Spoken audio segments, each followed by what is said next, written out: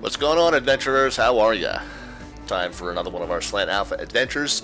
Back to the actual Slant Alpha flying on the Slant Alpha Adventure Show. So there is that.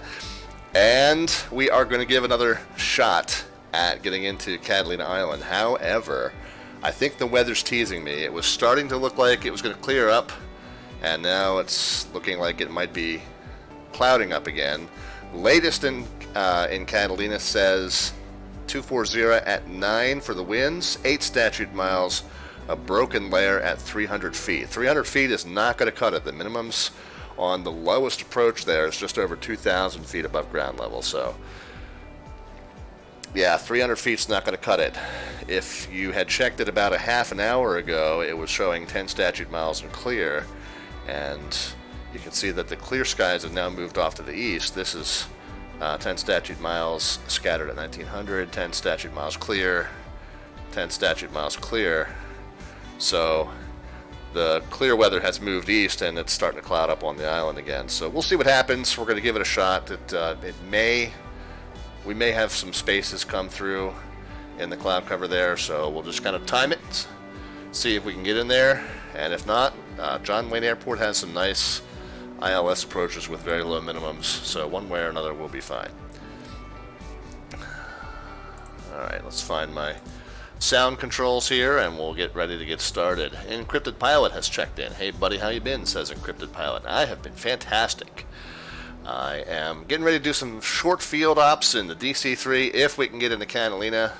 This is going to be the attempt number 4 at doing this flight. This was originally, I had originally tried to make it a theme night for Valentine's Day and do a trip to Lover's Cove. It's one of the famous scuba diving venues in Catalina.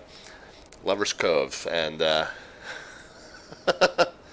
it's just not working out. The weather's been fogged in every time we've tried it, and this may be attempt number 4 gone south as well. So we'll see what happens. The weather's breaking up and clouding up and breaking up and clouding up again. So maybe we'll just time it right tonight and get right in there. Who knows? Encrypted Pilot says, nice. I'm taking a 744 to Cancun, waiting on my slot time. What's you're in a when in doubt VFR it out. Yeah, we'll run it. Yeah, the cloud cover's reported at what, 300, so that means we got to run at 50 feet? Yeah, no problem. We'll just do that. Ken Pryor has said hello. Wait a minute, 300 feet, that means we actually got to run 200 feet below sea level to be legal. Right, 500 below that? Yeah, never mind.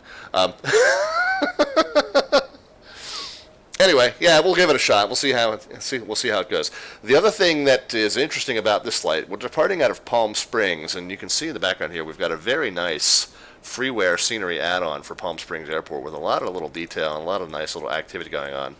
I'm most likely going to wingtip strike one of these planes as I power up and turn out of here, so we're going to pretend that didn't happen. Don't have a way to push that plane back because it doesn't have a nose wheel, so the normal pushback add-ons don't work with it. So we'll just kind of suspend disbelief for just a moment while we spin the plane out of here. We'll probably brush one of these little biz jets here on the way out, but that's not a big deal. We'll just pretend that didn't happen. It's only a citation anyway, right? So submarines are airplanes that fly underwater. Yes, that's very true. As a matter of fact, the principles that move them around are very, very similar. Hold left brake, right engine. Yeah, we'll do our best. I'm just not making any promises.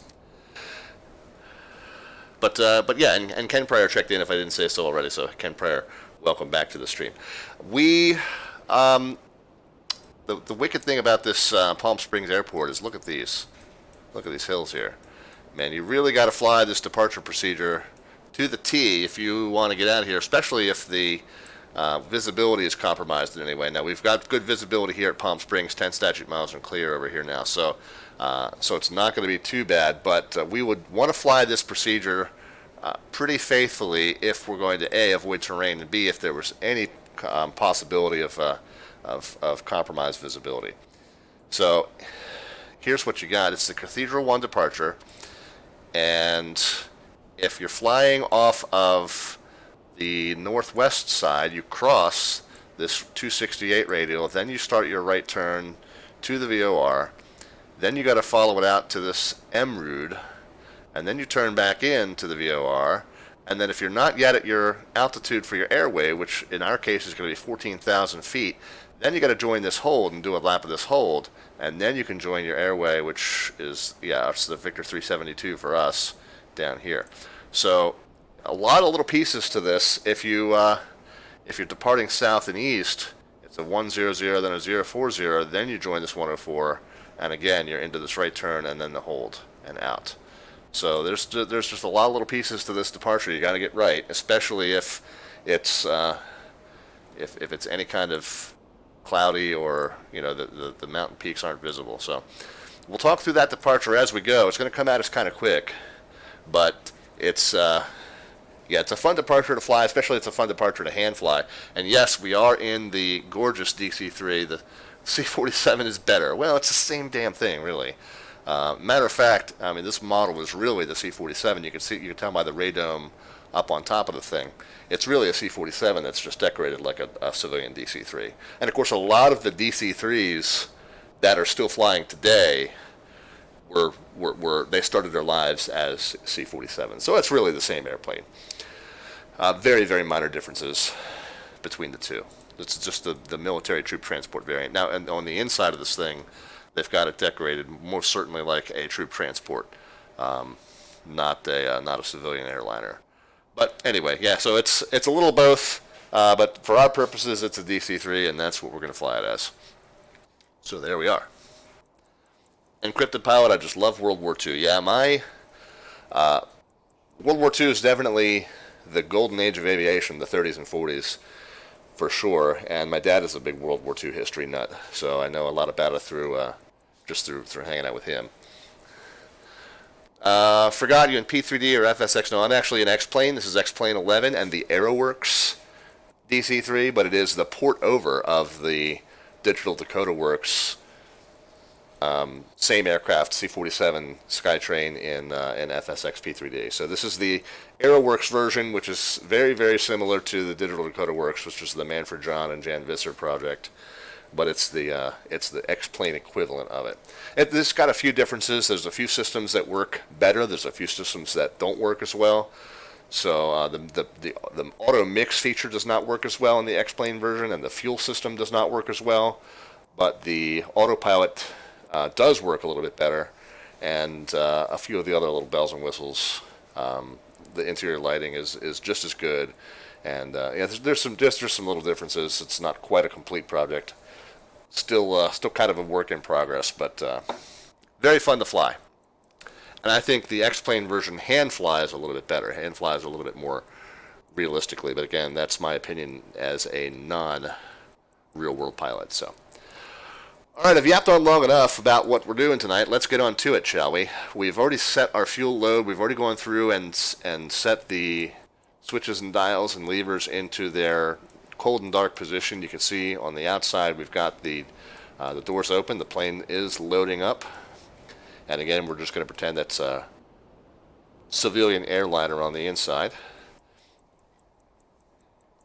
What's my reaction to Flight Sim 2020? Well, first of all, my reaction is the normal thing that I react when I see a new and beautiful and amazing product come out for Flight Sim in teaser form, which is, I'll believe it when I see it.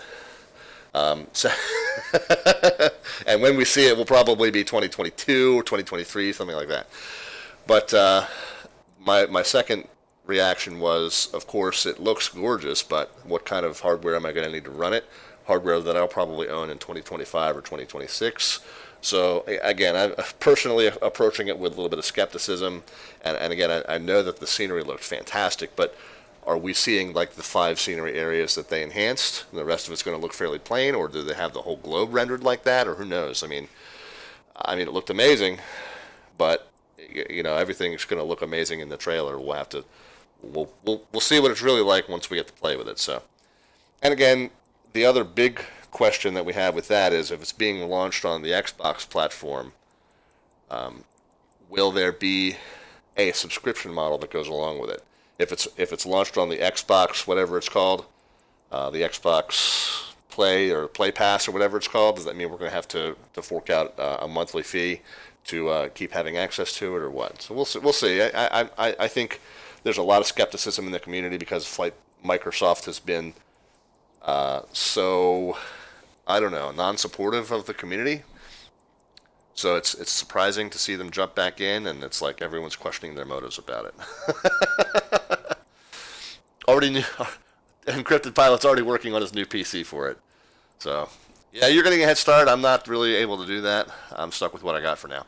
All right, let's get rolling. I'm hoping to get airborne by 8:45. That means push and roll by 8:35, hopefully. We also, the beautiful thing right now, oh, never mind. I say we did have Los Angeles Center online as well, but they've since jumped off. So that was short-lived. And Encrypted Pilot's turning in his ticket for the C-47 experience, where you can have it right here tonight, hopefully. Hopefully it'll be a good experience.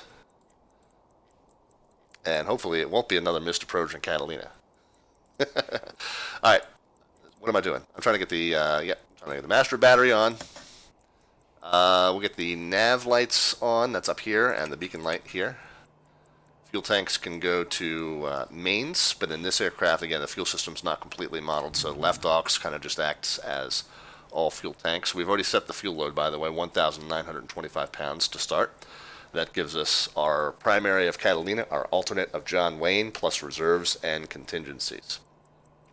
Cowl flaps can go to open, that's this dual sink handle thing over here on the far right. The props will go full forward, and that's the left-hand levers on this plane. On the right-hand engine only, we will start by putting the mix lever up. Fuel pump goes on. Magnetos go on. Primer a few times. Our first officer will check out the window and make sure nobody is standing near the prop, and we'll fire it up.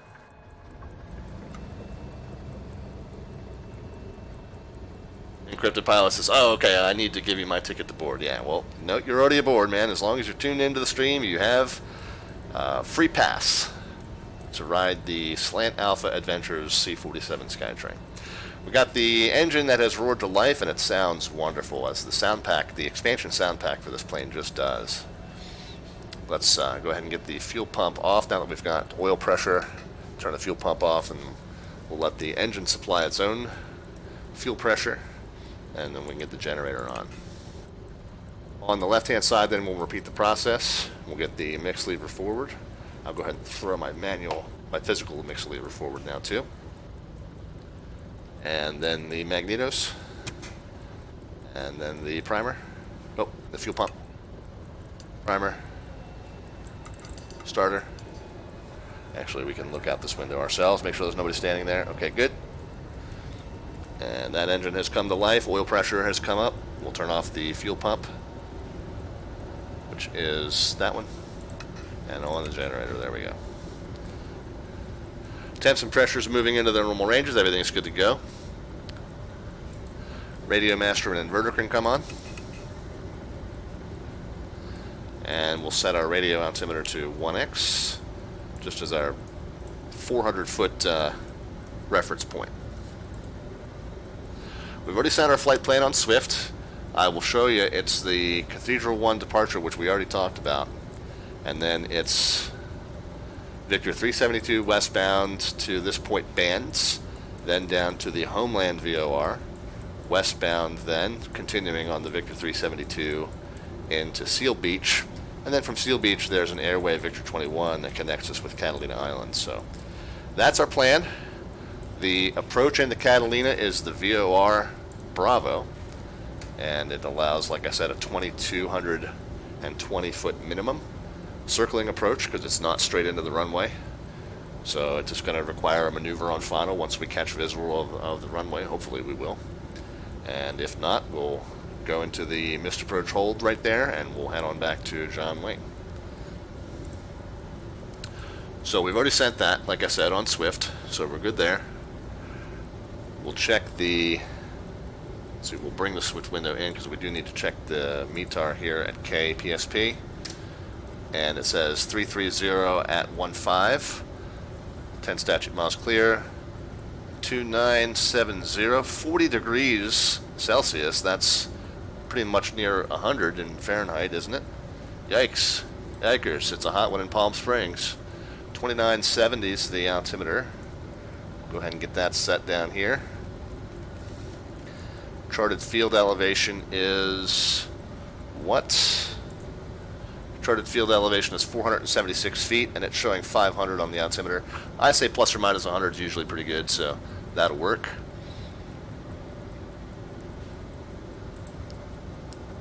Let's see, what else do we need to do? We need to go ahead and set the nav and ADF tuners as needed. Oh, you know what I did? I goofed up a little bit. That's okay. I'll come back and describe how I goofed up just a little bit there. But we'll set the nav and ADF tuners as needed. We're going to depart off of the northwestbound runway, so that means we need to chart, or we need to have a reference for this 268 radial, because we're going to go straight out on heading 310 until we cross this 268. We know that because, whoops, because I cut it off in the snip here. But let's read this very carefully. Climb on heading 310, this is here. Climb on heading 310, cross the 268 radial, then turn right to VOR. Then we do this, out to errrrr, and then back to PSP. And then if we're at 14,000 by then, we can go ahead and go out this way. If we're not, then we got to circle this hold until we're up at 14,000 and then go out. So, yeah, it's a lot of pieces. We'll get there, but it means we need to tune that Palm Springs VOR 115.5. We'll get that tuned here, 115.5. And 268. So we're going to set that. There's 270. 2 clicks down, and it's 268. So when that needle swings from one side to the other, that's when we'll know that we've crossed that band, and we can start that turn back into the VOR, directly to the VOR. At that point, we'll spin it around so that it centers, and we'll know what our path direct back to the VOR is. So yeah, we got to really be on our game, and I'm going to hand fly as much of this departure as possible. We got to really be on our game though and get it right. So nav and ADF tuners are set. At this point, what we would do is turn the seatbelt light on, and then we would start the left-hand engine. However, I goofed. I started the left-hand engine already, so that's all done. The passenger should have been in and seated before we did that, but that's okay. We'll let it slide for today. Encrypted pilot, hopefully you didn't get your head chopped off as you got on. The carb heat needs to be checked. We'll make sure that the right one works and the left one works. They don't behave here really realistically. You see the carb heat in the upper right hand corner there. Boop boop boop boop boop boop. Yeah, not really realistic, but at least it does work. Was in the jump seat already, says encrypted pilot. Well, that's good. All right. Good, I didn't kill anybody today. Well, day ain't over yet. We'll sync our directional gyro and autopilot gyro. Paid extra for the spot. Good. Well, let me know when that comes through PayPal. I'll be looking for it. Looks like 040, or no, 040. So we'll get that set down here. There we go, and we'll get that set down here as well. Oops, back it up. There we are. I'm going to just set this to 00 because it's going to distract me otherwise. Of course, I'm going the long way around because I always do. But we'll just set that to 0 just so it doesn't distract me.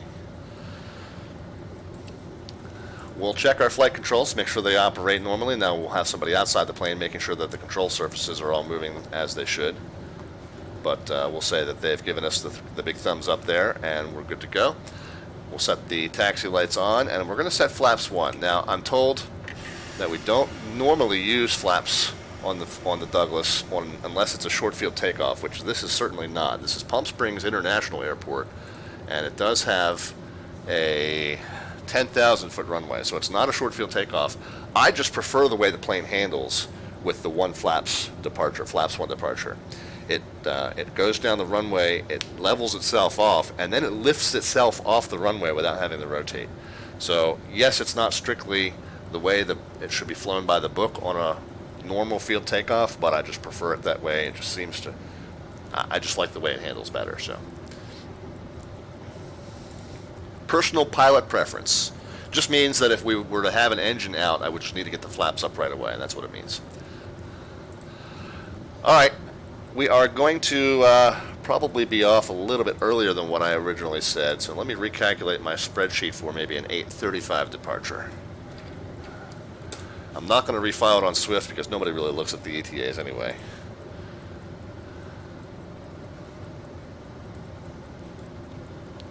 Oh, and we've got San Diego.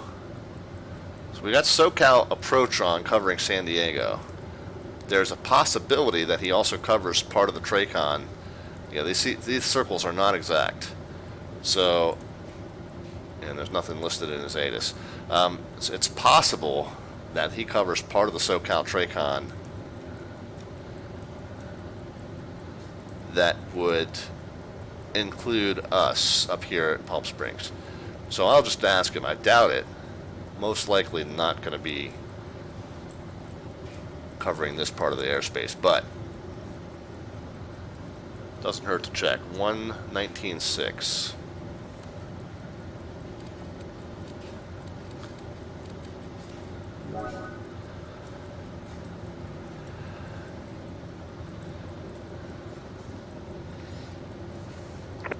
SoCal approach, Douglas 514 Delta Victor. We're on the ground at Palm Springs. Do you cover this airport, sir? Last aircraft going from Palm Springs, that's a native, sorry about that. Not a problem, just check. Okay, well, that's kind of what we expected. So we'll go to 22.8. And be on our lonesome. Alright, so that means we're ready to taxi. Again, it's going to be a hard left turn. My throttle control only controls both engines, so I might try to drag this up.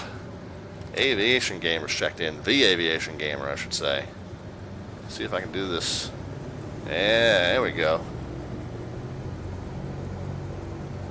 There we go. Did we successfully do it?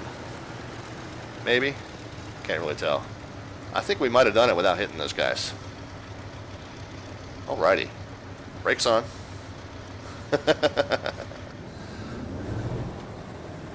Yeah, worked out well, didn't it? I only wish I had the dual throttles. Whoops. Now it won't go back to there.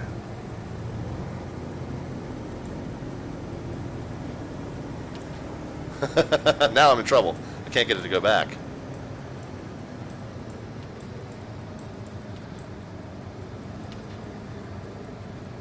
Okay, I think we're good now. That was fun.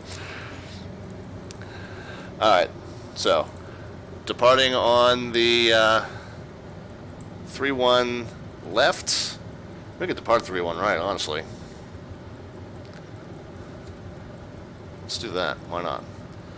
So we'll take this to Bravo, and we'll depart 3-1 right.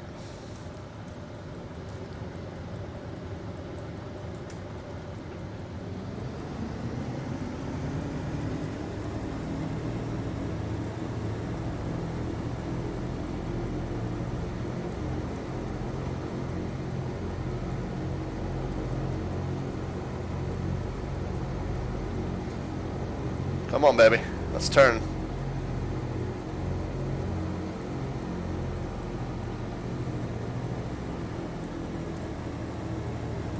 There we are.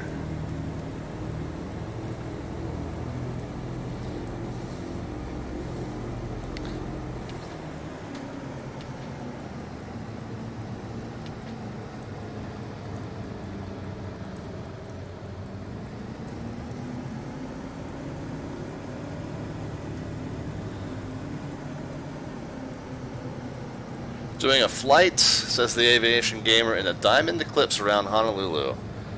Aviation Gamer is back with us. And what's Aviation Gamer, if you don't mind my asking, what sim are you using? Have you upgraded yourself to a flight simulator product, or are you still using the one you were using before?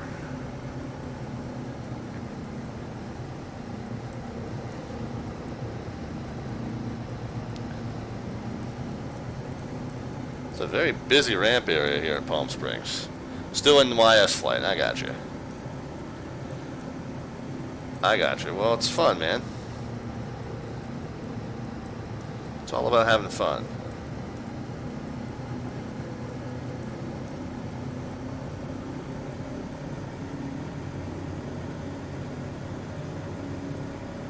There's a lot of activity on the ramp here. We might already be down past Bravo. If we're down past Bravo, if we're down here at Alpha, then I'll just go ahead and depart on the full length of 3-1 left. We'll see where we're at. Having a little trouble getting the plane to track straight. On the taxi out, we want to check our hydraulic pressure. That's those 2 white gauges over on the right-hand side, past the first officer. They look good.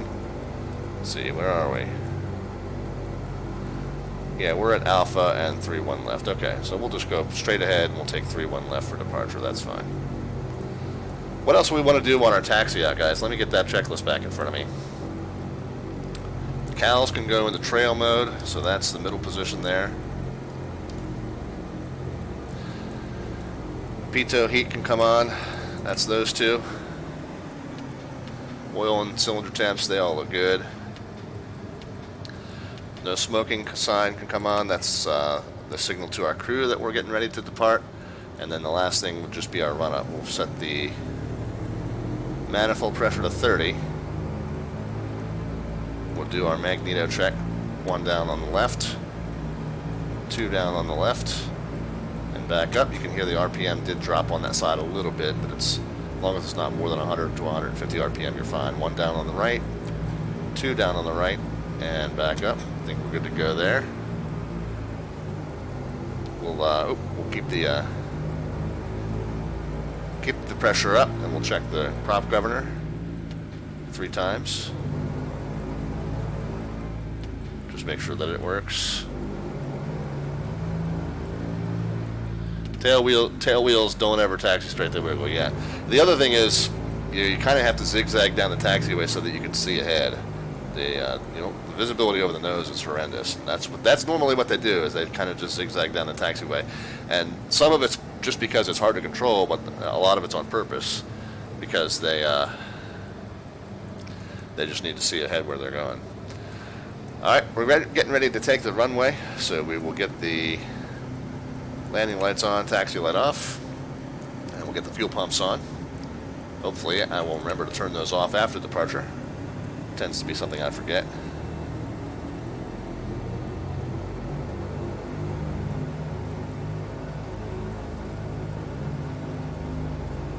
Is 100 mile an hour a good cruising speed for a Diamond Eclipse? You know what? I don't fly it myself, so I don't know. If there's anyone on the chat that flies the Diamond Eclipse and can let Aviation Gamer know what the normal cruise speed is. Of course, Google will probably tell you that too. Google or Wikipedia can probably tell you that. I would guess, most likely, it's not miles an hour. It's probably in knots, which is about 15% faster than 1 mile per hour is 1 knot. So,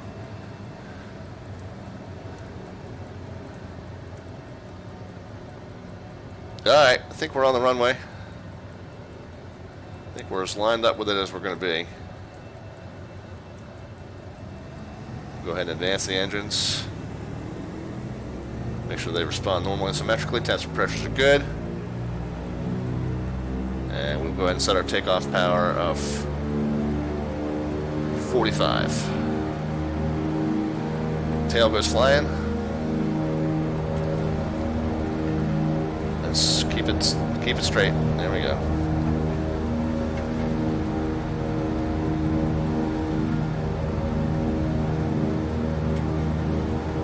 Tail goes flying, airspeed's alive, and the plane's going to just kind of lift off the ground on its own. That's why I love the flaps 1 departure, even though it's not a short field here. But just keep the plane level, and it just lifts right off on its own.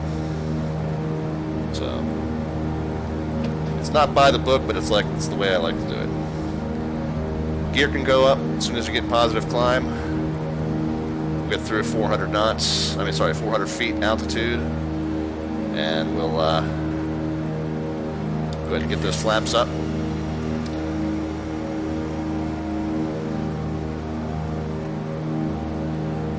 Reduce to our climb speed,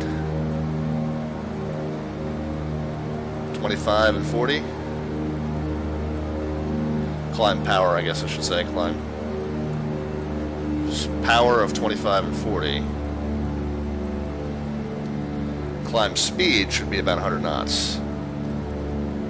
Now we're not getting anywhere near that. I'm going to lower the nose here. It's a very hot day, so in order to get any kind of good forward airspeed, we're going to have to settle for a low climb rate.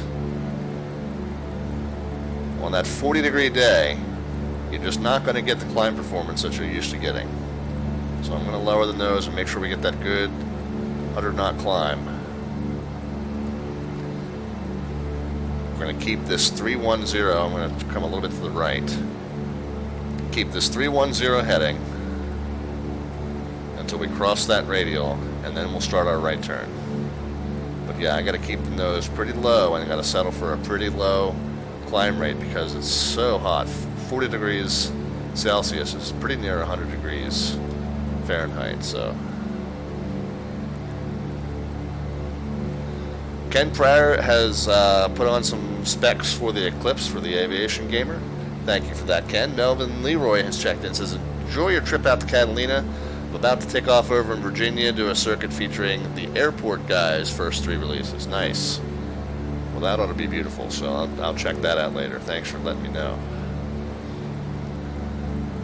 I don't know how it's going to go in Catalina. The weather's kind of clearing up and then fogging up and then clearing up again, so I think it's teasing me on purpose.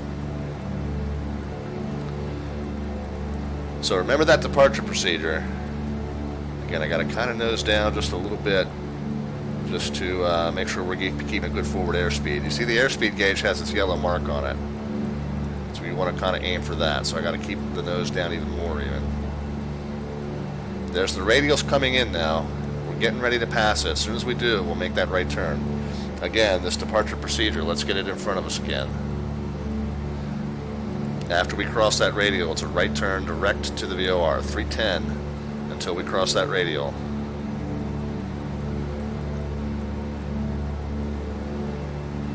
And there we are. There's the radial centered. So I'm going to start that right turn now. Keep the pressure at 25 and 40.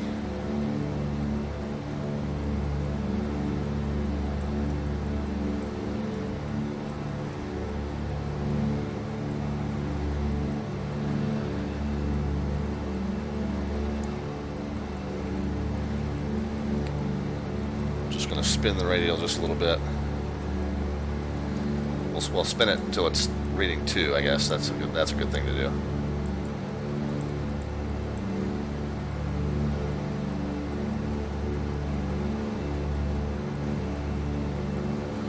And we're 4,000 feet. Remember, we're not able to proceed westbound on our course until we're at 14,000 feet. To go direct to the VOR, I'm watching this here, this yellow arrow. But I'm also going to use the radial. I'm going to spin that till it centers, and we'll just track that in.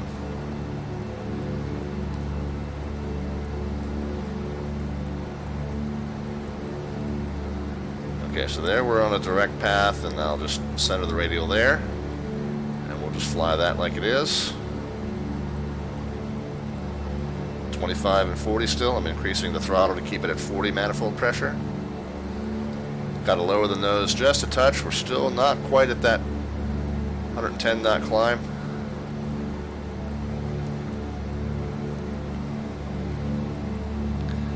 And Ken Pryor for the Aviation Gamer. Ken Pryor's posted a couple more links for you there, bud, for the Eclipse.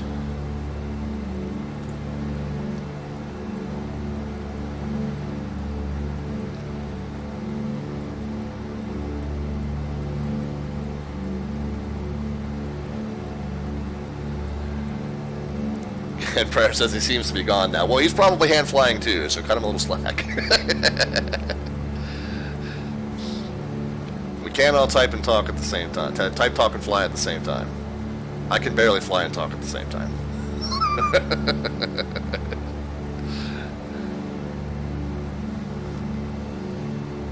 He's not in the chat list anymore? Oh, okay, I'm not looking at that, so.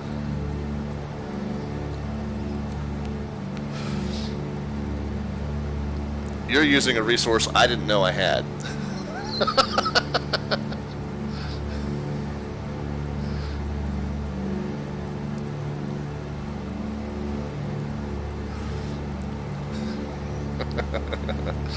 You learn something new every day, I guess, right? Count that as my one. That's plenty. Alright, finally got a good forward airspeed here, and we're through 5,000. I guess I'm going to go ahead and start leaning the mix out. I'm going to watch those cylinder head temps. I don't want to lean too much. Yeah, I don't want to lean too much yet because the cylinder head temps are pretty on the high side there.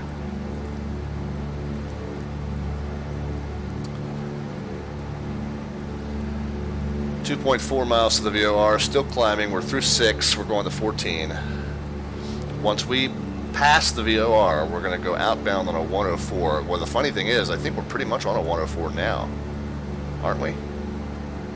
Almost dead center 104, so we're just going to, that's going to make it real easy. I'm just going to check it real quick. There's 100. Oop, wrong way.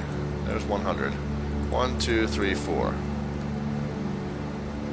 So yeah, we're going to kind of just cheat over to the left and get on a 104 inbound, and then we'll just continue on that 104 outbound.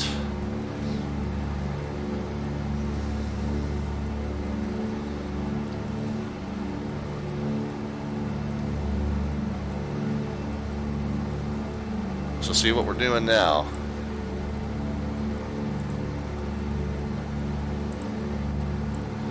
We're going to cross over the VOR, and then we'll just continue straight on out to this 10-mile point en route, and then we can turn back in and proceed westbound if we're at 14,000 by then. Okay, you can see the yellow arrow has swung to the rear. The VOR is starting to come back in. I might need to correct a little bit to the right. Whoops. Slipping to the left here. Might need to correct a little bit to the right to get on that 108 outbound, 104 outbound, I should say. Sorry. And then the DME is counting up here, down here. It's up, counting up. You know what I mean?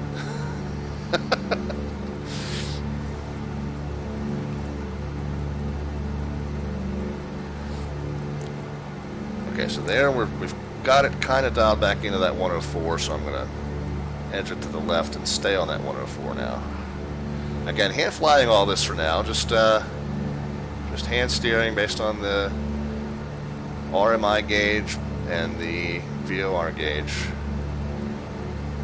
Slant alpha flying is not real precise anyway, so it's expected that you'll deviate a little bit on those and correct back in.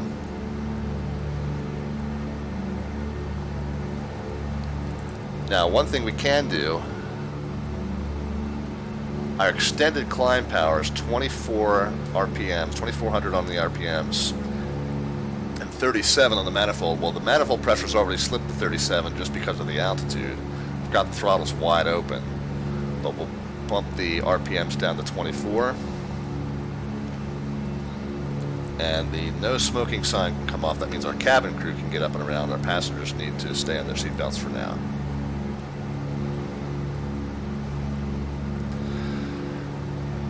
Encrypted pilot has flown slant uniform. Yeah, that's VOR, but no DME, which is scary.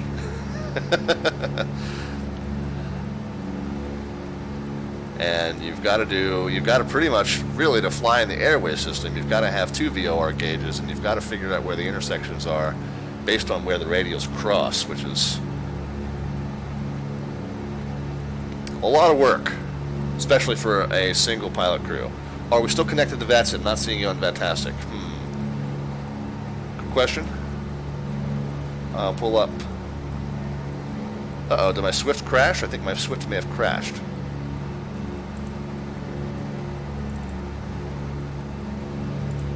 We'll get that restarted. Thank you for that, Ken.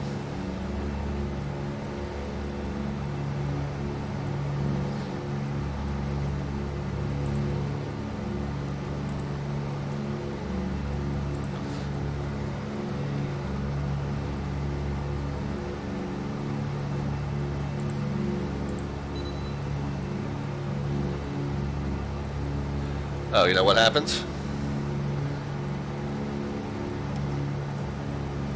I know exactly what happened. If you have your squawk set to 1200 but your IFR, Swift will crash.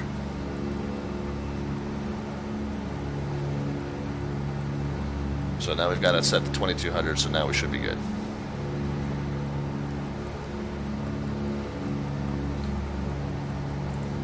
And I'm just going to double check. Yeah, just still only have the San Diego approach controller on. Nobody else in. Nobody else from an ATC standpoint.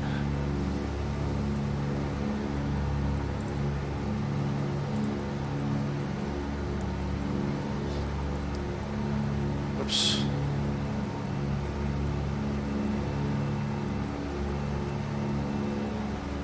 Bump my gyro out, but now I've got it dialed back in, and we're going to fix this one too.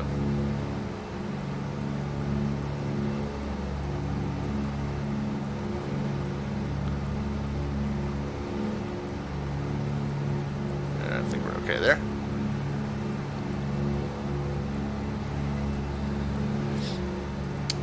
Yeah, I'm probably due to upgrade Swift. I think I'm still on the original beta release, the original open beta release. So I'm probably due now. I've passed that 10-mile point now. I'm at 11, so I'm going to start that turn back to Palm Springs yet again.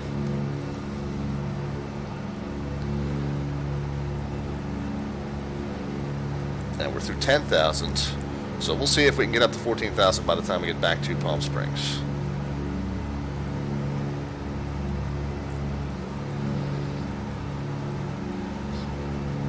Yeah, that's a good point, Ken. I haven't upgraded Swift since the original open beta release, so I'm probably due to do that. But I don't remember when they corrected that issue, whether it was before or after 9.1.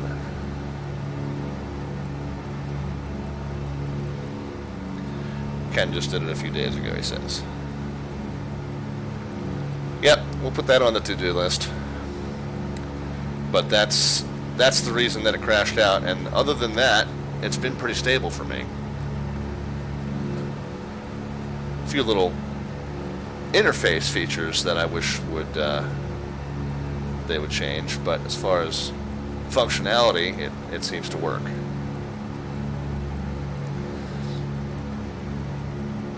Alright, so according to the RMI, we're now facing Palm Springs again, so I'm going to spin the VOR gauge around again.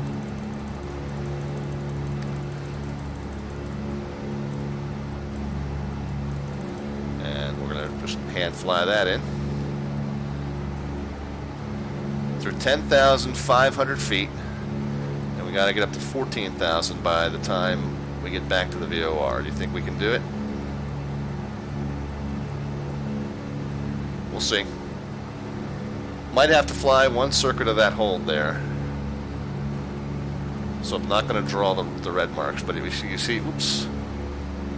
If you see the VOR in the middle there, and you see it's got that 124 and 304 hold pattern. If you're not at 14,000 by the time you get there, you got to fly that hold pattern once until you are, before you proceed westbound on that Victor 372. So.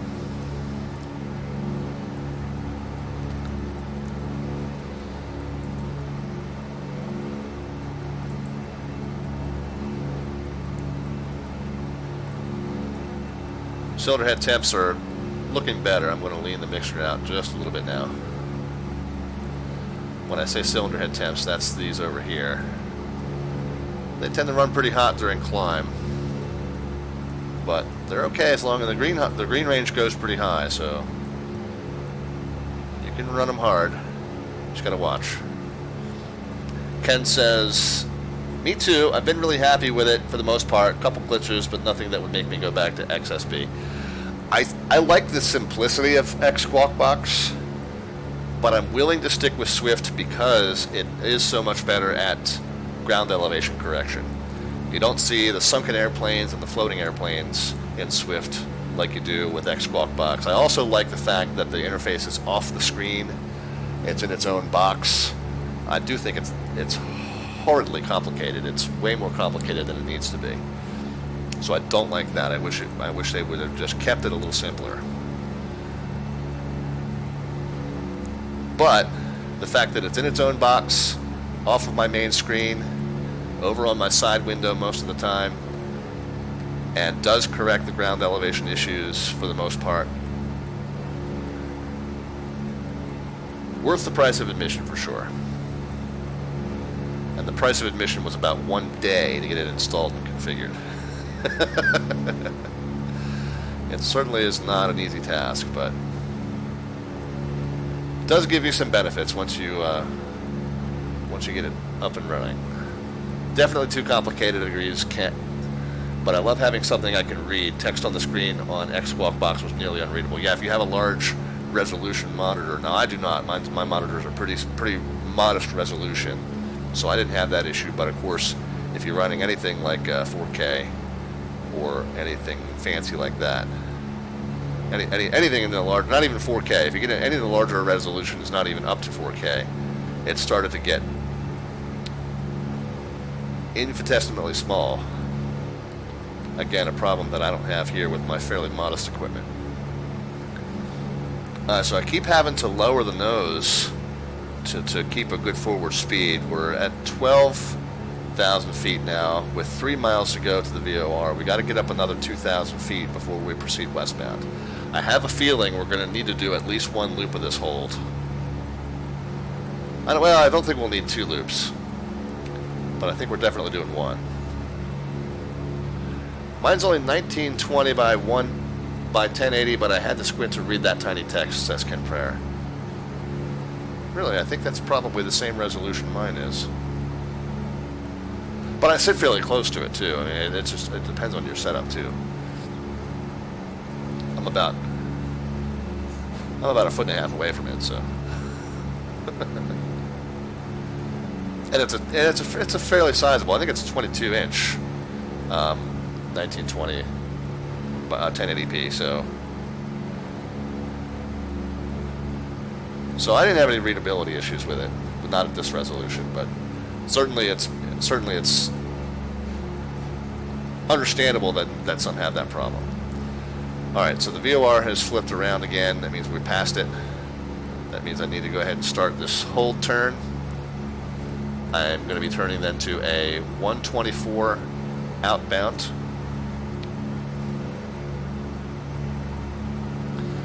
And then we got to set that to a 304 inbound. Slightly different heading than what we were in on, but we weren't in on a prescribed radio, but we will be on the hold in on a prescribed radio. So there's 3, 1, 2, 3, 4.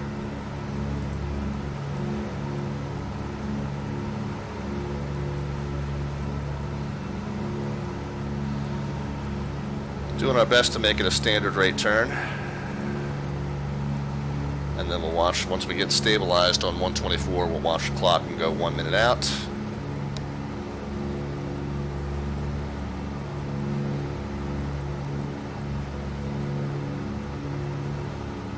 Weather's nice and clear here still. I will want to get an update at Catalina, see if we have any hope of getting in there. I think we'll try the approach just for sake of the practice, whether or not the cloud covers predicted to have gone away or not. But we'll update the weather situation there, and we'll see if we have at least a chance of getting in there. So 124 is our outbound heading. So I'm starting to roll out of that turn now as the 12 comes into view. Whoop, started a little early maybe. So there's our 124. The second hand on the clock is just passing the 10. So we'll do this for 1 minute. And then we'll track that 304 radial back into it. And hopefully we'll be up by 14,000 feet by the time we get there.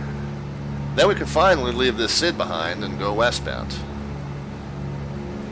This is crazy. It's one of the longest SIDs that I've flown. Of course, the fact that I'm flying it in an extremely slow aircraft doesn't help. But this is a pretty complicated SID. And again, it's because you've got to be able to avoid all this terrain even on days that you can't see it. So there's certainly lots of good reason for it. Alright, so the second hand is passing the 9, coming up on the 10. We're going to start this right turn. I haven't flipped the autopilot on yet. I'm still just kind of hand steering here. Ooh, we got a little bit more light. That's helpful. Of course, in the turn, I'm got to keep the nose up or we're going to stop climbing. We definitely need to get up another 1,000 feet yet before we can proceed westbound out of this hold. So I definitely want to get that by the time we get back to the VOR.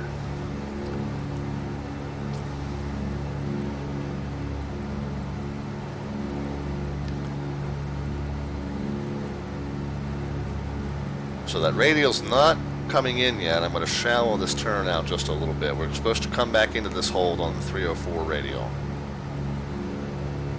And there's either been a wind correction or I might have made the outbound turn too broad because the inbound turn looks like it's a little too tight. Radial's still not coming in there. Oh, there it is. Now it's starting to move. Now it's starting to move. Now I might overshoot it.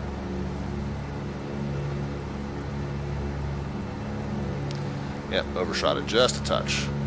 Not too bad. We'll get over on it ASAP though.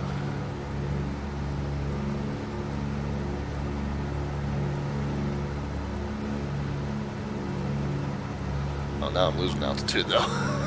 Let's get that nose back up.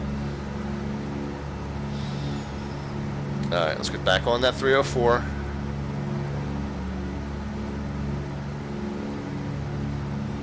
Yeah, I got paranoid, shallowed the turn out, and I guess I shouldn't have.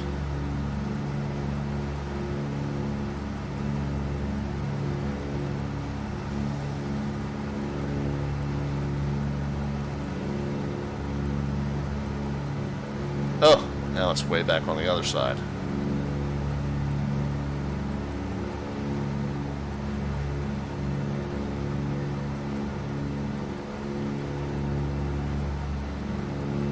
I'm chasing it really badly here.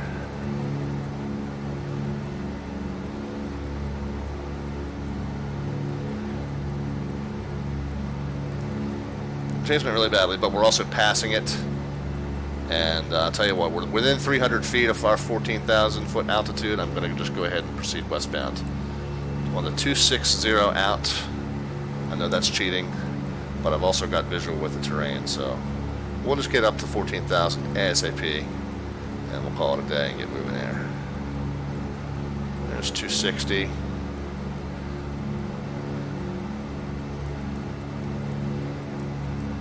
Let's get that radial set properly, 260. Okay, there we are. Turn left and get corrected onto it. We are finally coming up on our 14,000 foot cruise altitude as well.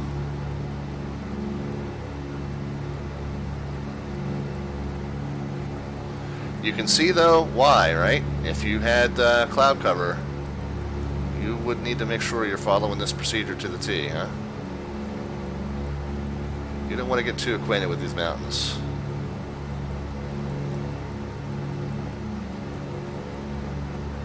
Alright, so there's 14,000 feet. Get it leveled out.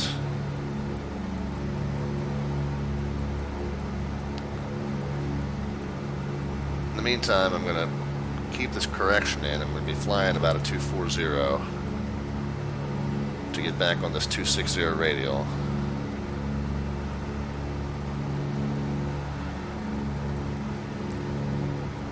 Alright, radial's now starting to come back in.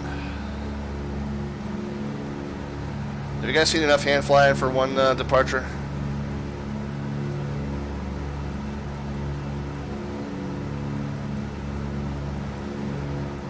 I'm not going to take the autopilot off until I get it stable on both the radial and the altitude.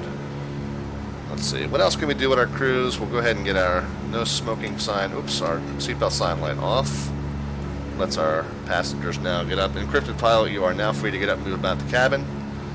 Go grab yourself a beer. Grab one for me too while you're up. Actually, I'll have a Red Bull.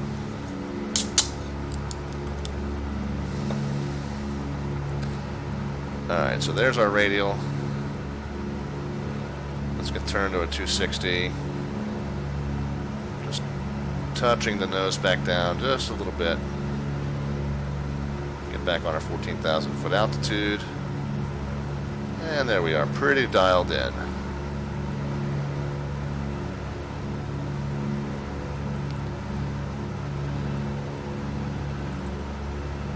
We can go ahead and close the cow flaps now. Oh, closes the other way, closes to the right.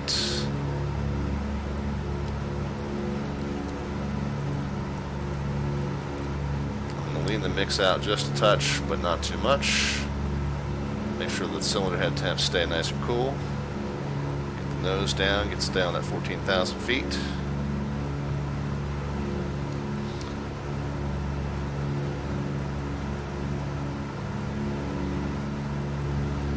We can reduce to our cruise power.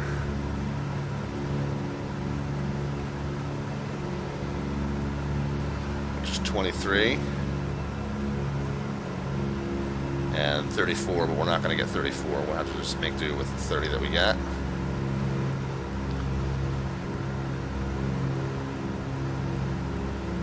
Alright. And again, let's get stabilized on that 14,000, and then we'll go ahead and kick the autopilot on and start doing our navigation plan here. We'll get an updated weather briefing into Catalina as well. Alright, there's 14. Let's go ahead and do autopilot. Come on.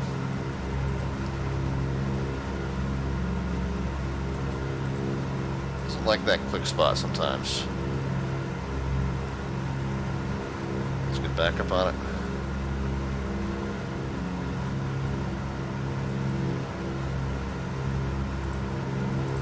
Autopilot, level, and nav mode.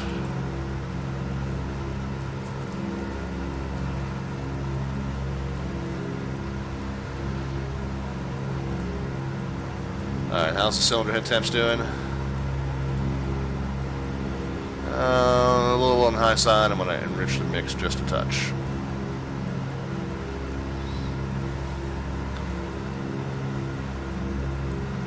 And we're at 14,000 at a couple, 14,060. That's not bad. We'll take it. We're at 13.8 miles out. Wheels up's going to stretch the wheels. Yeah, stretch the wheels, man. Get up, move around. Tell you what, let's go ahead and get this all synced in together as well. That's showing, what, a 264? Right? Let's make sure this is also showing a 264.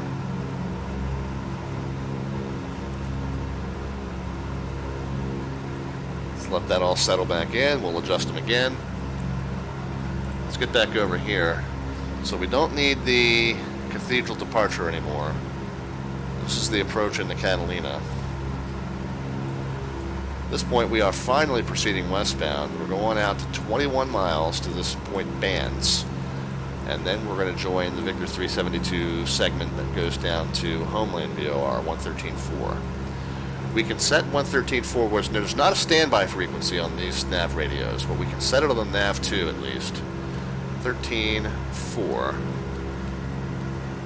And the inbound's, let's see, the outbound's 054, so the inbound would be 234, right? I'm doing that math right? 234, spin it around. So there's 240. 1, 2, 3, 4, 5, 6.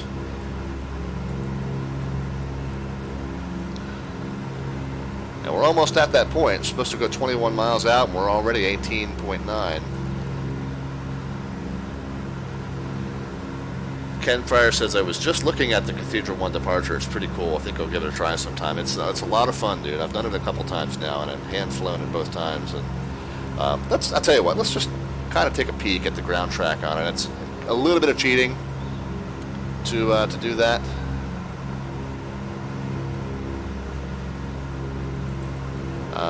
Let's see, is there a way to... Okay, hide, yeah, there we go. We get a bigger map there. So we can kind of see what our track was. That's pretty good. That's pretty much what the chart depicted, right? It's not bad at all. I mean, you can see where I kind of zigzagged in to catch that VOR at the last second, but I didn't do too bad on that. Alright. But, so yeah, 21 miles out. Okay, it is time to turn toward the next VOR of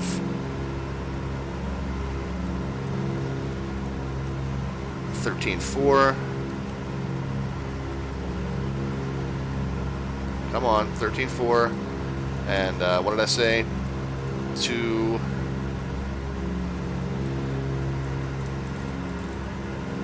1, 2, 3, 4, 5, 6. And we'll pop it back into nav mode there. 2, 3, oh, not, yeah, 2, 3, 4.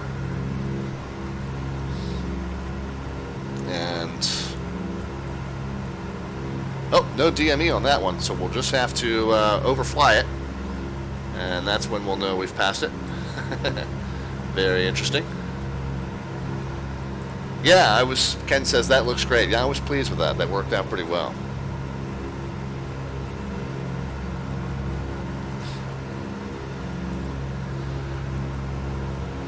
Alright, yeah, so there's no DME on this Homeland VOR. So basically, we're going to just fly it inbound until we pass it. And when we pass it, we'll just catch a 257 on the outbound side. And then we'll be headed into the Seal Beach. However, it says we should switch over when we're 19 miles out from that and 24 miles into Seal Beach. Well, how are we going to know that? If there's no DME, how do we know when we're at 19? Well, guess what? We'll tune Seal Beach on nav 2, and we'll watch the VOR count down to 24. That's how we'll do that.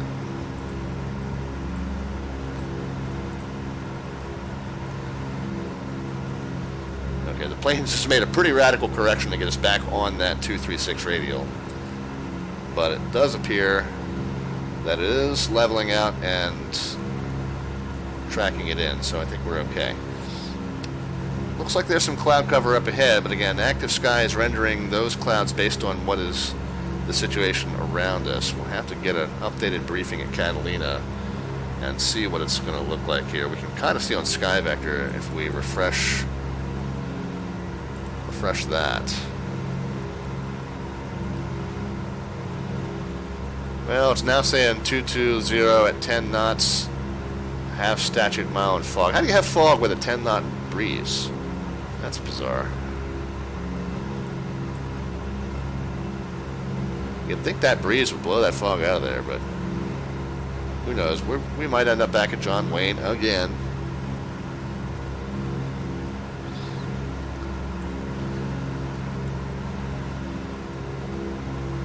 Probably should divert now, but we'll fly the approach just for the training exercise, regardless. Now I will tell you this: I've got to watch this yellow arrow like a hawk because I don't know when it's going to flip over. I think we can get an idea when it's going to flip over if we know that this whole leg here is 43 miles. Yep, okay, so there's the white box that says 43, plus we can add the 19 and 24, and we know that's 43. So we could tune Seal Beach now, and then we'll know when that gets to 43, we should expect that yellow arrow to turn. So Seal Beach, 115.7 on the nav 2. Whoops, 115, and then the little, there we go, 7, and nav 2. Okay. So then that's counting down to Seal Beach. And what did I say it was? 43. So we think it should be about 5 miles from now.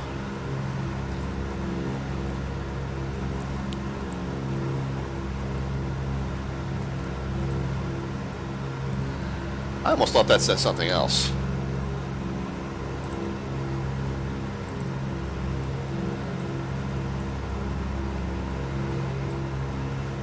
Yeah, I almost thought that said something else.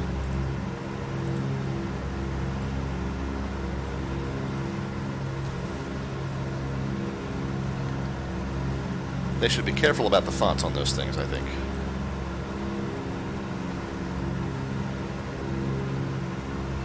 It's a little hard to see. Alright, sorry. Oh, good.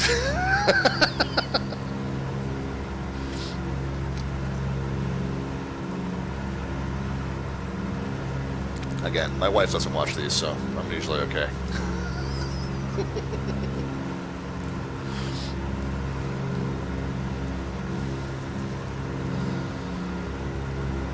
Alright, let's recheck the sync on those. It should be it's almost exactly 240. It's like 238, maybe.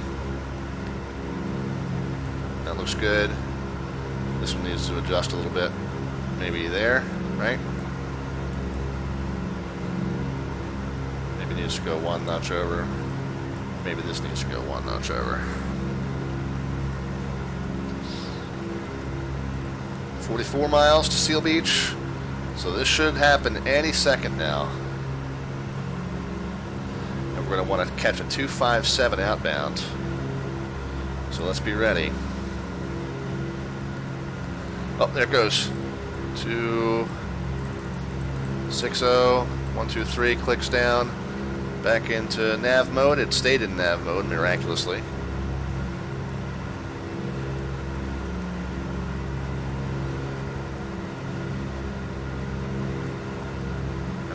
I don't like the way the autopilot in this plane makes these turns.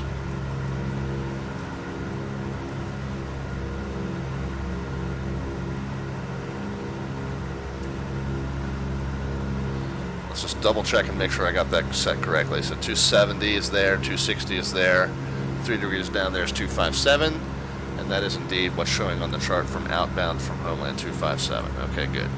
And so now when we get to 24 miles out from Seal Beach, we know we should flip to track that one inbound. Alright, the next thing we should do, and let's go ahead and just assume that we're going to take a shot at the approach into Catalina.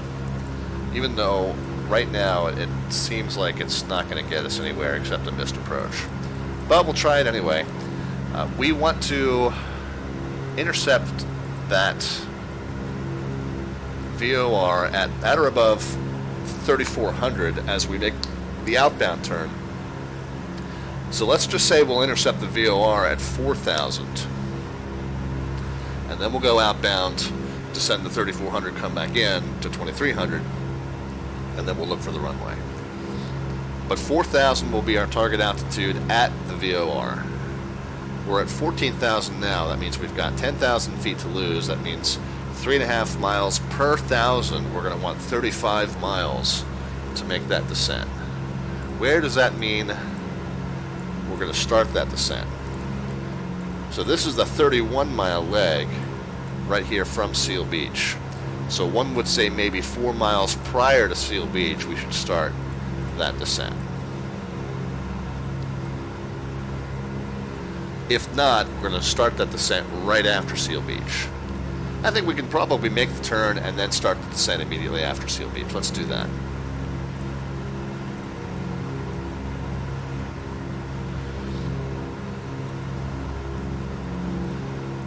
Alright, 36, 35. Remember, it's 24 miles out to that switchover point. Again, it's this little doohickey on the chart that tells us. Ordinarily, you make the transition. If you're navigating a leg that's between two VORs, you make that transition at the halfway point. So, for example, up here, 27 miles. So you'd make that transition at 13.5 miles, which happens to coincide with this point here. In this case, though, you got a little doohickey that says make the transition when you're 19 from one and 24 from the other. So that's what we'll do in this case. The other time it's different is when you have a bend in the road, when you're going out to here and then you're following it down. Well, that's not really an airway, but you get the, okay, when you're following this airway and then in here. So you've got to make the transition at this point where the turn is, because you can only ever navigate a VOR straight out or straight in. But in this case, you're navigating it straight, but you just have this doohickey that tells you when you should make that switch over.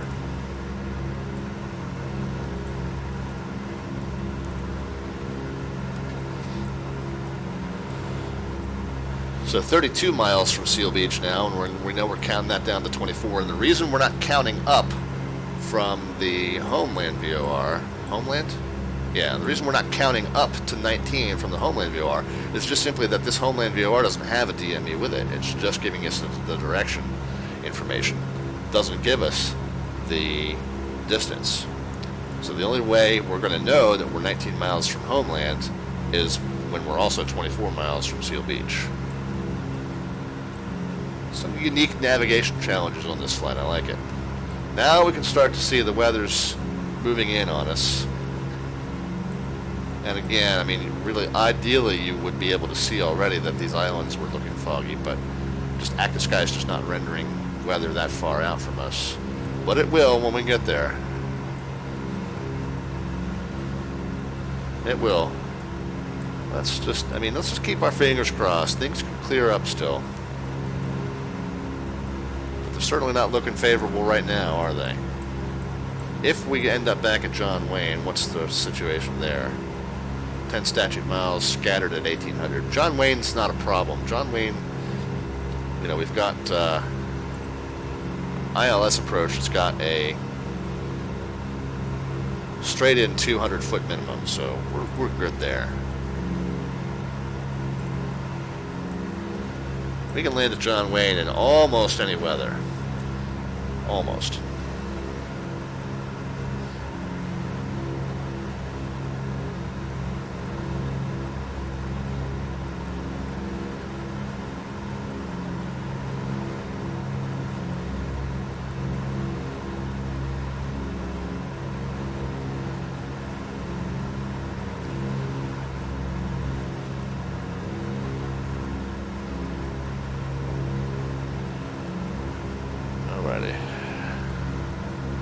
Sorry, just had to run through a couple phone messages there. Nothing's too urgent or earth-shattering at the moment.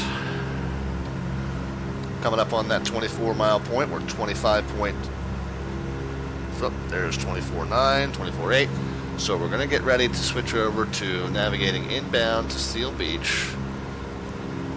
The outbound radio is 075.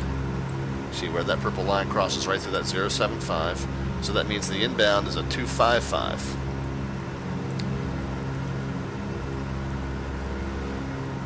So it's only a couple degrees off from what we're doing right now, which is good. Okay, there we are, 23 miles in. So the frequency is 1157.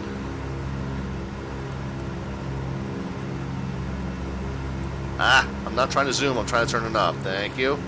1157. And 1, 2 more degrees down, and we'll click it back into nav mode, and we should be good.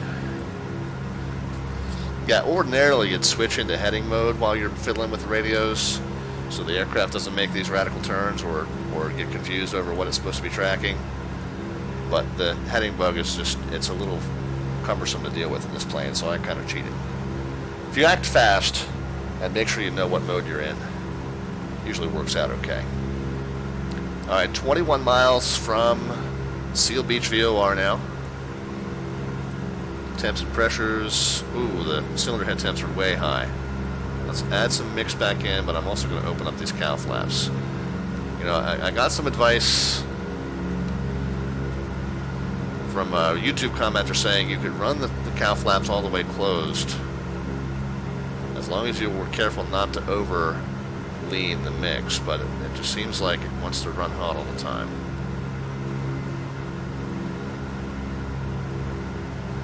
Knock the RPMs down just a little bit, but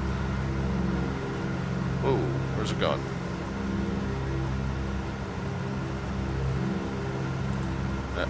Made it back onto that radio, and so now it's making that radical turn to get on it. Yeah, I think this autopilot just goes a little haywire about tracking these radials.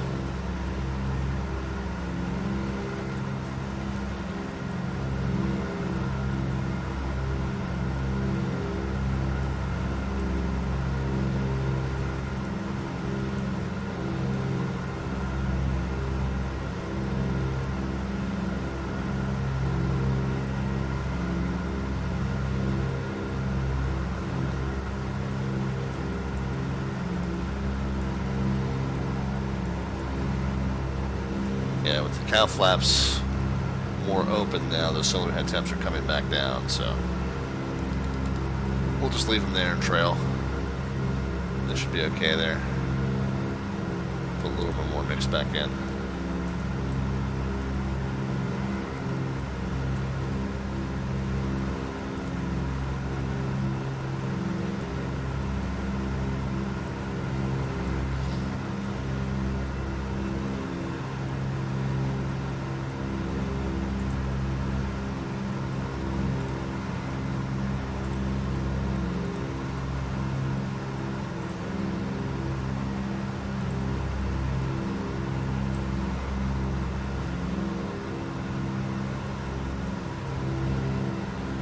Now we do have SoCal approach on. 24.5. Well, let's go ahead and tune them in.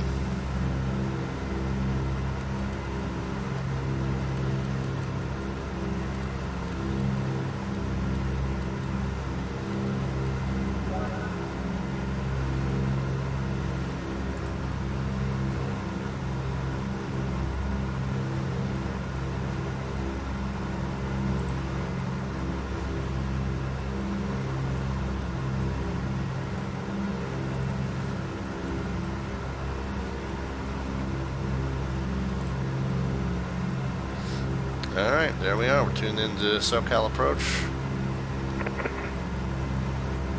He's talking to some pilots on text. But hopefully we call in, he'll hear us.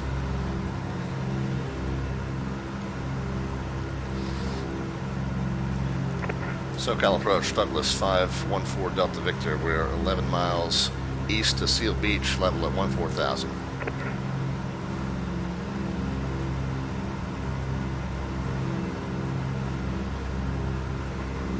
Number 514 Delta Victor, SoCal approach, rear contact,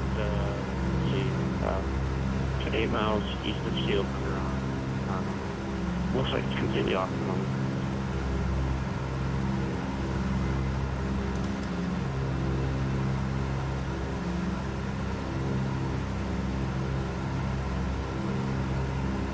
November 514 Delta Victor, squawk 4746. 4746, 5-4 Delta Victor.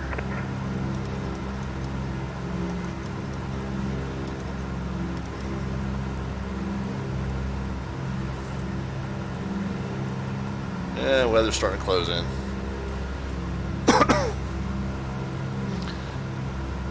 Agent B7's checked in, says, how's it going? Interesting flight? Yeah. 4 Delta Victor, altitude 24,000, 2987, Roger. And right now we're IFR to Catalina. We understand that the minimums there are closing in, so we're going to try a practice approach there, whether or not it works out for us, and then we'll divert to John Wayne if it doesn't go. 4 Delta Victor works for me.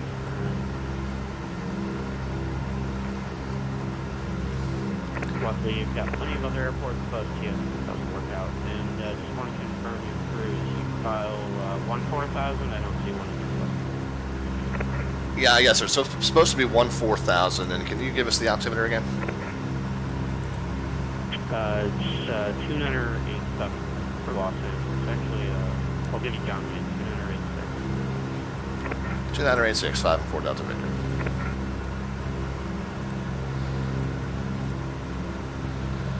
So Agent B7, yeah, so it took off from Palm Springs and flew a very complex departure out of there. And then we're going to give this Catalina approach another shot. even though the weather's probably not going to cooperate. We're going to give it a try anyway.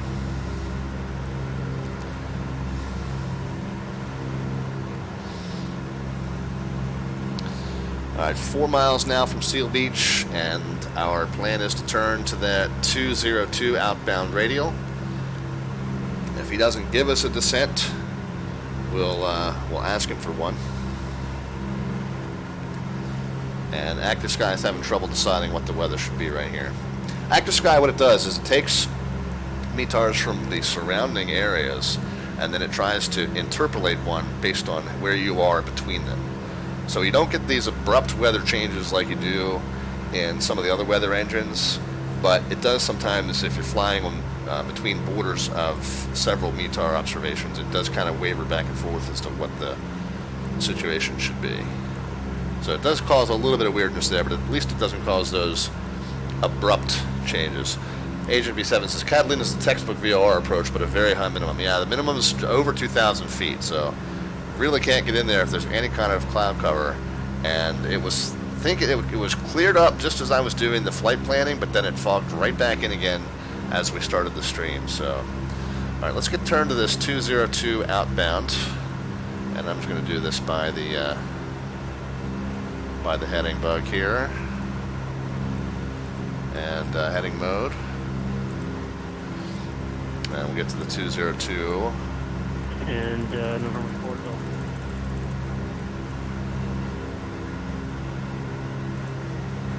Your protocol discretion means 5,000. Pilot discretion 5,000. 5 Delta Victor. Yep, and we're gonna go now. So seatbelt lights go on. 20 and 20 on the manifold pressure and the RPMs. And we'll get some down pitch going.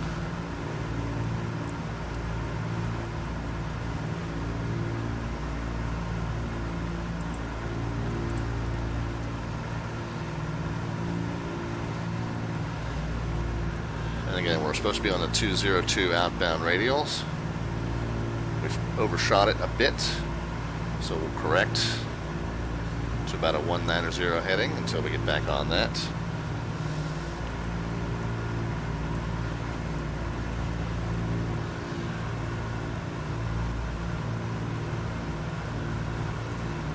Agent B7 says she flew San Antonio to Tampa overnight in a Citation 2 today. Amazing plane, but Miami confirmed itself as a you-know-what show. It can be. I mean, I don't know. I've found them to be very good during events that I've flown in, but I don't know. I just keep hearing a lot of VATSIM pilots say that, so I've had nothing but good experiences with them. But you're not the first to say that.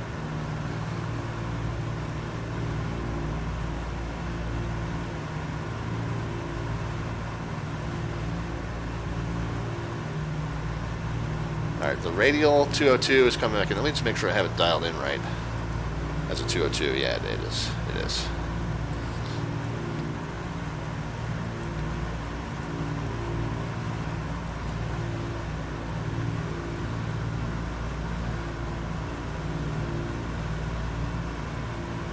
It's basically VAT UK, just replace Ryanairs and Speedbirds with Skyhawks, says Agent B7. It's Newbieville. That's what you're saying. I thought that was JFK.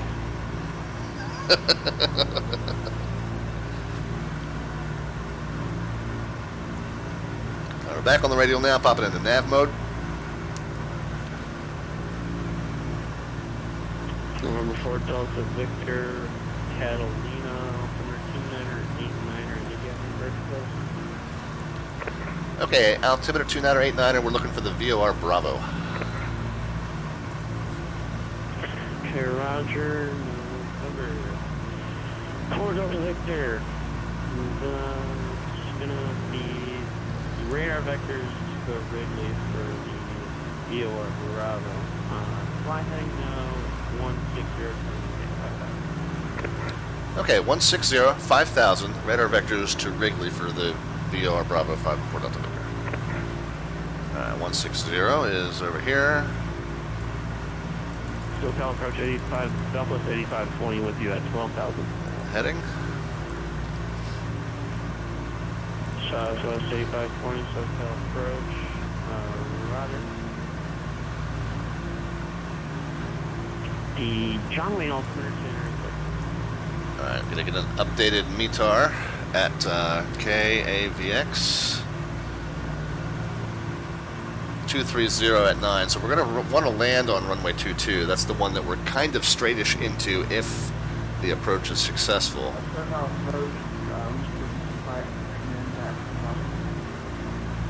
But again, not looking likely that we'll get in here. SoCal approach, fly heading 270 vector for travel. John Wayne. Agent B7 though says, yeah, I'm in love with that Citation too. It's a very 80s plane. Yes, indeed. Right up my alley. Southwest 8520 indicated. Right up my alley. Let's get the approach dialed in. It's 111.4.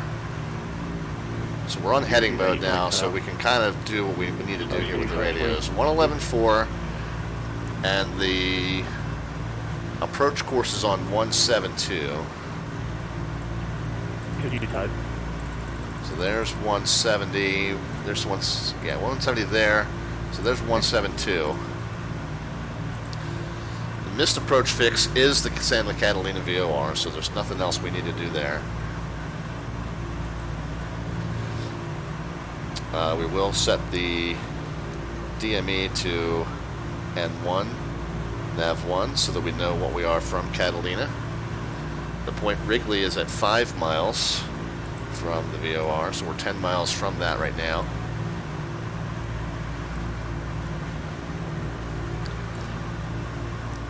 I think for the rest of the approach, oh, I never did turn the fuel pumps off after departure. I knew I would forget that, so they're back on now anyway. No smoking sign can come on. That's for the crew. Let them know that they need to secure. And again, so let's just run through this approach briefing real quick. 111.4, 172, minimums, circling minimums are 2220, which is the only minimums you have because it's not, it doesn't go straight into the 22, but it goes straight-ish into 22, and that's the landing runway that we want. It's a left-hand turnoff if we make it down successfully.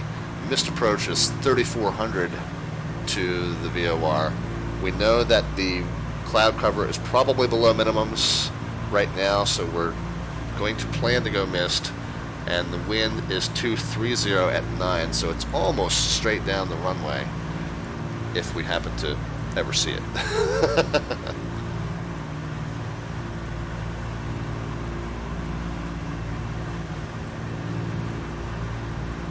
That kind of looks like an island over there, doesn't it?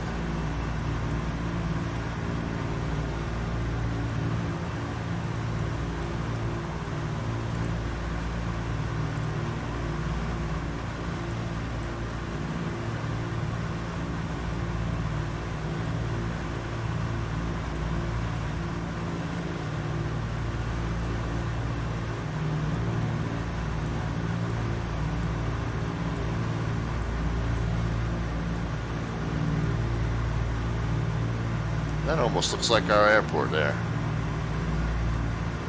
I would say that's our airport. I wonder if we're going to keep sight of it. I wonder if we'll keep sight of it.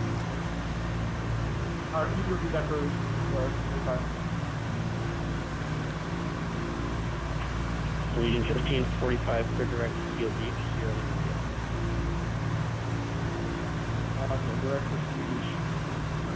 Agent B7 says Catalina is on one of the Pilot Edge IFR training programs. Yeah, it's a challenging approach, very non-precision approach, and oh, I don't have Mr. X's. I believe I do. It might just not look fully modeled because I'm kind of far away and I have that. Turn right 280. Right 280, 4 Delta Victor. It might not look fully modeled right now because I'm kind of far away and I have that 3J FPS kind of keeping my level of detail down. So it might not be showing all the objects right now. 1124, ready taxi with clearance. It'll look nicer when we get in there. Plus 1174, SoCal Fire Sheriff, left. Taxi via Delta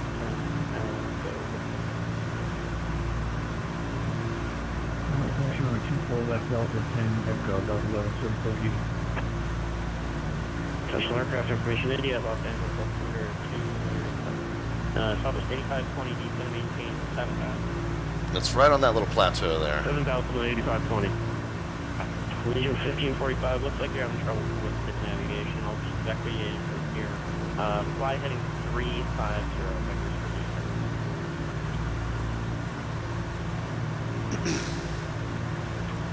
Sorry if my guys left to do this right now, but Okay, Legion 1545, go to directed signage.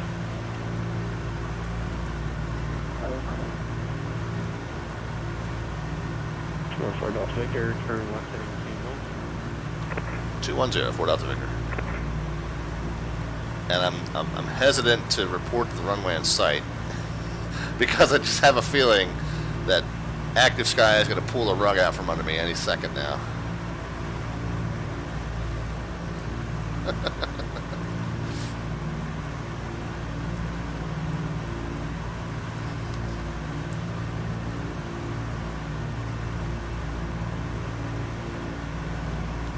Southwest 8520, you can expect ILS 25 left day. I'm a little confused about the vectoring he's doing. I'm on kind of a upwind. Was that for 8520? Southwest 8520, affirm expected ILS. We're going to be ready to level off at 5,000 here. 25 left, 8520. So I think what he's doing is he's getting... Number 4 Delta Victor, sorry. Yeah, he was pointing out, so you can actually expect the rest of the 7 for the approach. Couple miles. So maintain 3,300. Okay, 3,300, and we'll expect to direct Santa Catalina in a few 5 and 4 Delta Victor. Delta 1174, ready to take off on 24 left.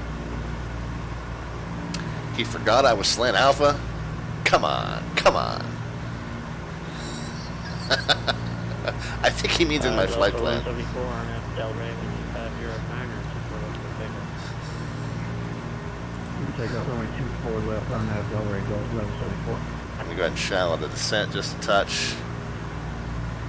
I'm like I said, I'm hesitant to call. Ordinarily, this close in, and we'll go ahead and enrich the mixture some too. 4 Del Victor, turn right heading 275. Direct Santa Catalina. 275, direct Santa Catalina, 5 and 4 Delta Victor. There's 275. Legion 1545, descend maintain 7,000. And 3,300 is the intercept altitude on the, or 3,400 intercept altitude on the chart.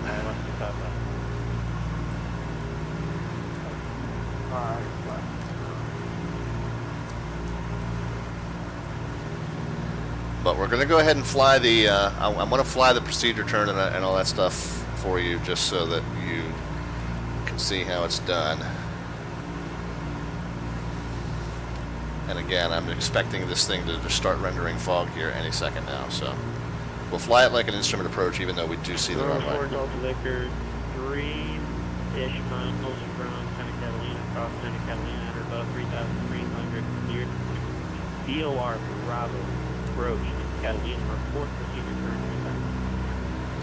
Okay, 3,300 or above at Santa Catalina, clear for the VOR Bravo, and report the procedure turn inbound 5 and 4 Delta Victor.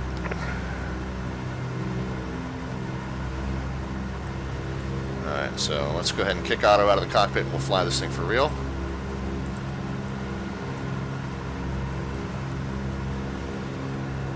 A little bit of power back in it, so we'll keep our...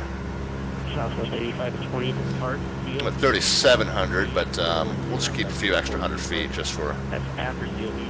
Just for a buffer, just because I tend to let altitude slip a little bit sometimes. 340 after Seal Beach. So we're going direct to the VOR, which we're going to do based on the yellow arrow here. And then we're going to turn outbound. It's a 172 inbound, so it's a 352 outbound. So we're going to fly that by hand. I've got the 172 set, so it's going to reverse sense on me on that. So 1174, radar contact, It's going to reverse sense, kind of like I'm flying a back course when I do that. Okay, we're half mile. I'm going to go ahead and start the turn. 60, vector for 352 is the outbound heading. I'm zeroing. And you can see the yellow arrow swinging around. We're passing it now.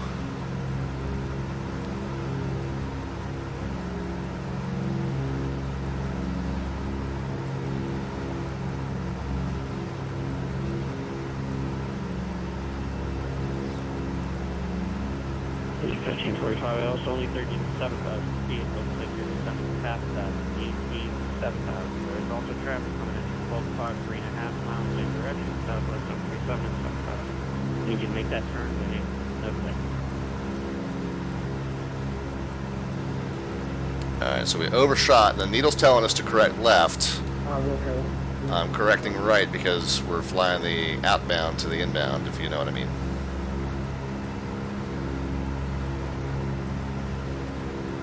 Delta 1174, turn left, direct to Clipper, resume the warfare departure.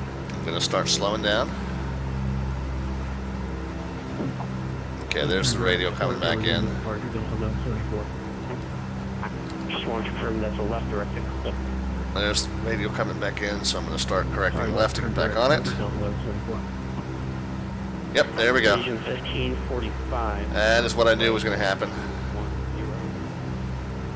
So we're just going to have to really watch the instruments like a hawk now. Turn right. Region 1545, that's a heading of 210. You can speak from 1 feet. Oh my, says Agent B7. Yeah, that's basically what I said. Alright, correct a little bit to the right to get back on the outbound radio. It says remain within 10 miles, so about 6.5 miles out, I'll start the procedure turn. Bringing power down again.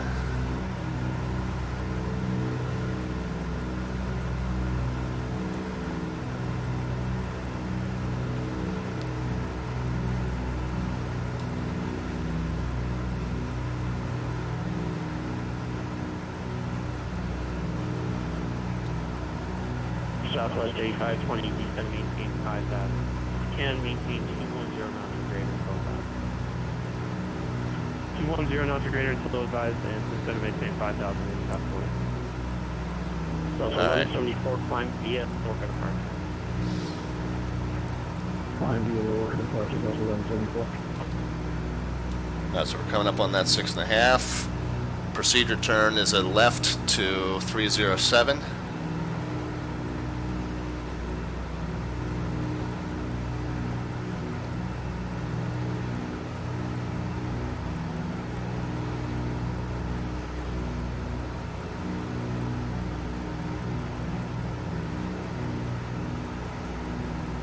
There's that 3,400. I don't want to slip below that. That's why I had a couple extra 100 feet there. So there's 3. Well, overshot that a little bit. 1545, turn right, heading 3. So there's 307. The second hand just swept past the 11 on the left-hand side there. Get back up to 3,400.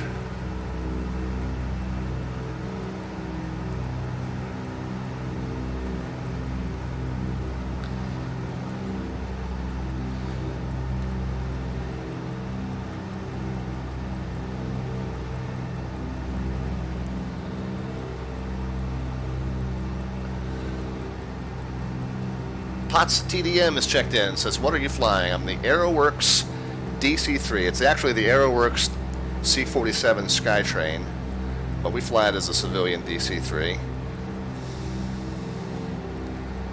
Second hand is at the 8, so we got a few more seconds now before we turn in to the 127 heading, and then we'll rejoin that radial, that 172 radial, back into the VOR.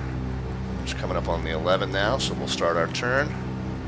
Make sure we maintain at least 3,400 feet, which we're good. I'm going to cut the We got 120 knots. We can go ahead and do flaps 1, so I'm going to nose down a little bit to counteract that. Add a little power. Southwest 8520, I'm going to actually change you over to 24 right today. Left, for right, 4 right. 1 is 510. Oh, could you repeat that? I was cutting out. I know you said 24 right. Yes, Southwest 8520, I'm going to change you to the 24 right ILS today. So expect ILS 24 right, localizer frequency 108.5. Alright, so we're doing a 180 degree turn to the right to 127 to come back into that. And then as soon as the radio starts to...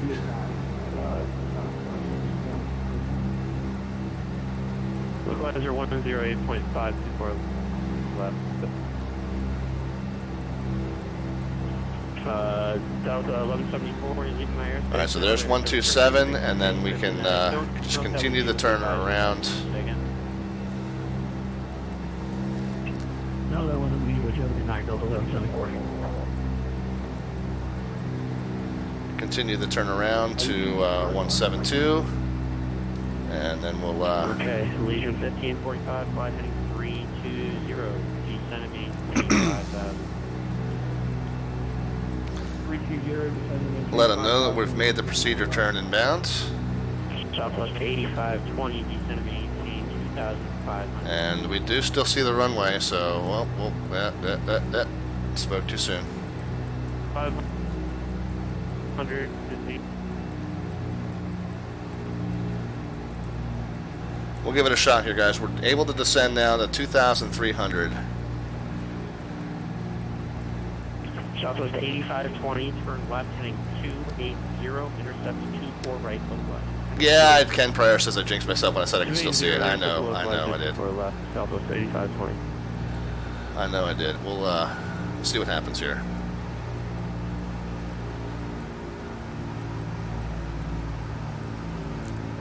SoCal Douglas 514 Delta Victor's inbound is for the VOR to Catalina. November 4 Delta Victor, Roger, no check. Good bear between you and the Catalina Airport, Port IFR, cancellation of this frequency in air or on the ground, or more likely than not, misapproach this frequency. Great change through. Frequency change approved. Will report IFR cancellation or miss to this frequency 514 Delta Victor. Legion 1545, fly heading 340. Alright, let's go ahead and get 340,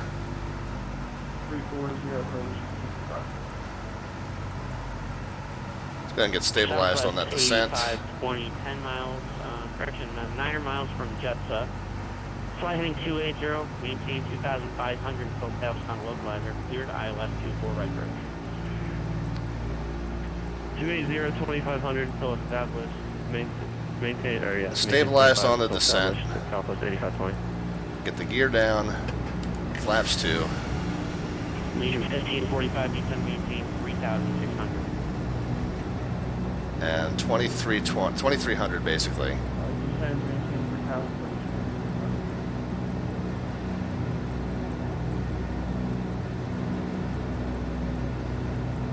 That's 3,600. Alright, we're coming up on 23, so let me get leveled out real quick. I want to be in a nosedive here.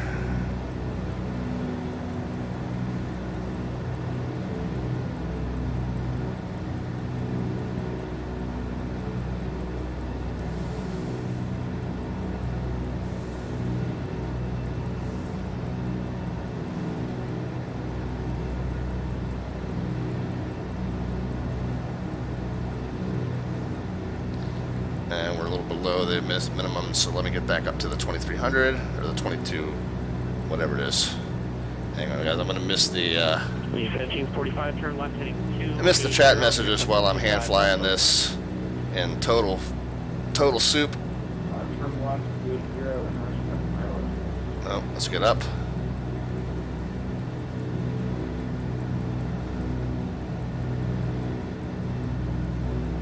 And the missed approach point is 2.8 miles, and we're coming up on that.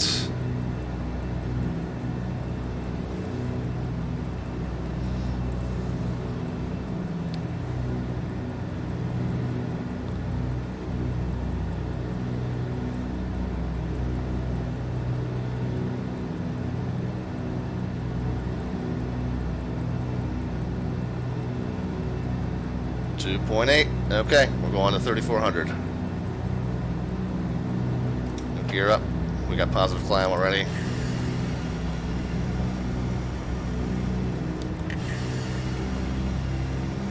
Oops, had positive climb until I put the flaps up. 1545, turn left heading 230, come 25 left. We should be outbound on a 195, so I gotta fix that.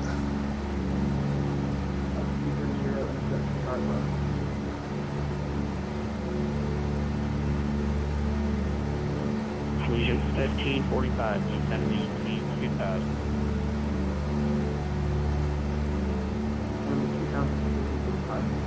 Alright, outbound on 195. 59 do cover San Diego.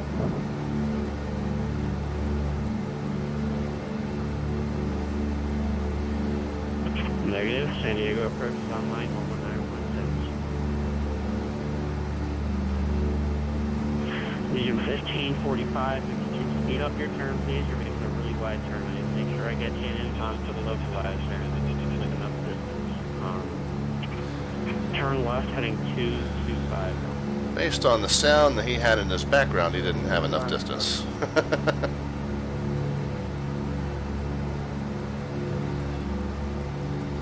Yeah, bear with me, guys. I'm hand flying this missed approach out of Catalina, and I Southwest 8520, overshot the climb altitude. 24 right, clear to land, 8520, thanks. 3,400, and then 1545, cancel approach clearance. Climb and maintain 5. 015 radial.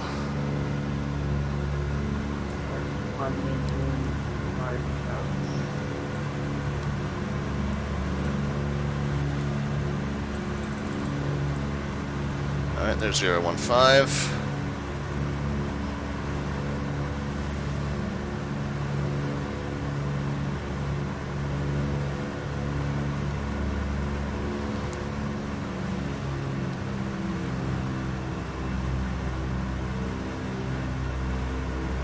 Just get it leveled out. You 1545, I doubt it, but if you do have the airport sighted, that's your 12 o'clock and to 1 o'clock in about 8 miles. 19, 20, 21, 22. So 225 is going to be our teardrop heading here. We might be on the wrong side of the VOR already. 1545, do you want to try and shoot the visual? No, we're good. We're good. We're on the correct side here. Okay, Legion 1545, clear visual approach, 25 left. Alright, so let's get the altitude back down to 3,400 and out on this teardrop turn, and then we'll turn back in and we'll start entering the hold, and we'll let him know that we're going to divert to John Wayne. SoCal approach, Douglas 514 Delta Victor, Mr. Catalina.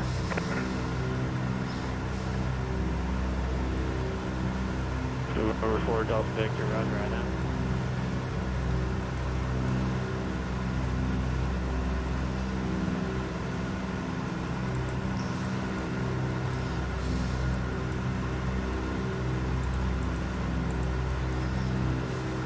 Over 4 Delta Victor, turn right heading 050. Right heading 0505 and 4 Delta Victor. November 5 Delta Victor, did you ident? I couldn't find a click spot.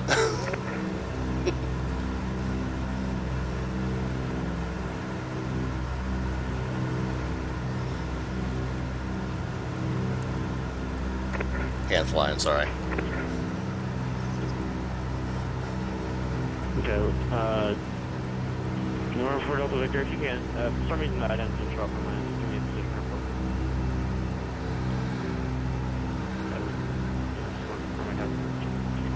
Yeah, 6.8 DME southwest of the VOR. Okay, November 4 Delta Victor, radar contact altitude indicate 3,700, continue on heading 040, maintain 5,000, and did you have an altitude? Okay, 040 up to 5,000, altitude checks, and John Wayne. Okay, November 4, Delta Victor, clear to the John Wayne Airport via radar vectors. You know what? Via when able, direct to Seal Beach. Direct, maintain 5,000. Okay, 5,000, direct Seal Beach when able, and then direct 5 and 4 Delta Victor. Alright, Seal Beach is on what? Of course it comes back into sight, but I know if I try it again it'll do the same thing. So, yeah, bear with me guys, I'm still a little bit busy. I'll catch up with the chat messages in just a few. So 1:15.7.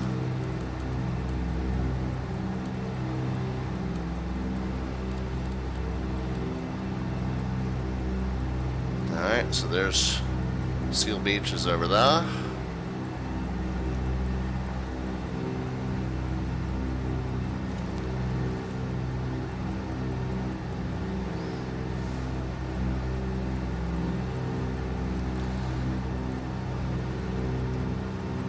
Yep, we'll have to try attempt number 5 sometime. Lover's Cove. We'll be there one day. Maybe we'll have to take a boat.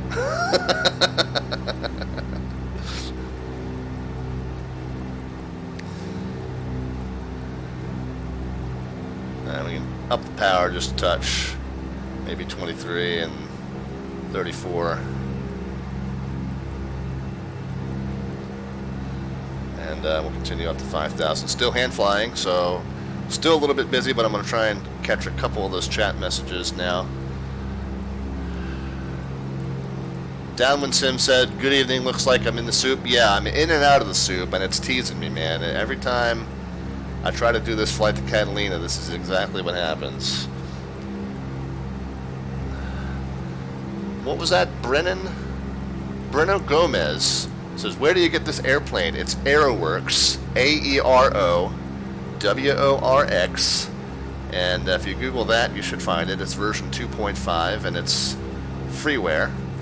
But if you put in Aeroworx, AEROWORX, you should find it, and it's all the software is in the Twitch channel information. If you want to check that out, it's got quite an extensive list of exactly what I run here.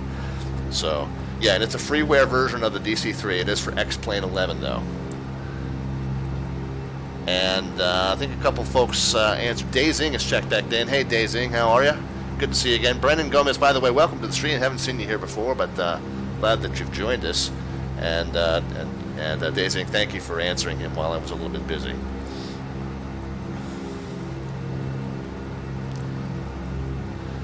Alright, so we're coming up on our 5,000 feet, and we're still kind of hand steering direct to Seal Beach. What's the DME says we're 29 miles out from it, so we got a little ways to go.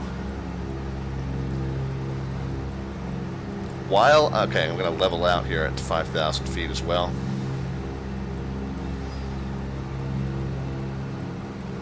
Is VATSIM providing the weather? It does, but it's very basic. I have Active Sky X-Plane running that's providing the weather injection into my sim. So yes, they're providing weather reports. The VATSIM air traffic control is providing weather reports, but it's Active Sky X-Plane that is injecting that weather into my simulator. One of the few payware add-ons that I do have. So I'm not sure exactly what you were asking, but hopefully that answered your question.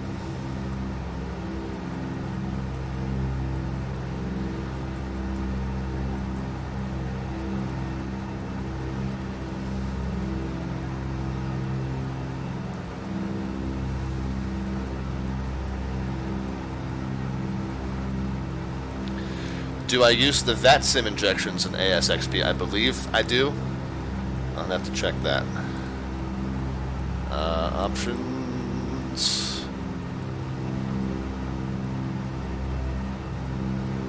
Radio check. Yeah, so under general options, about the 4th option down says VATSIM online weather, and I do have that checked. So that is correct. I was sorted out to wait for the copy. Gotcha, 5x5. Thank you.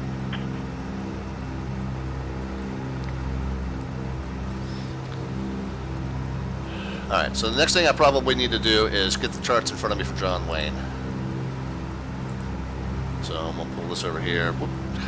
I hate that. Windows. I will just put the window where I put it, Windows. Don't get fancy on me. Blank that out. We're not really looking at that route anymore. But here we can go back. Okay, S and A.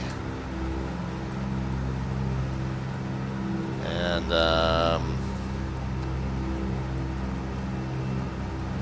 probably going to be flying that 20 right ILS, but we'll get that up in front of us just to have it. Whoops. And then the airport diagram there. So there's the airport diagram. Kind of know what it looks like. Been there a few times. And there's the ILS.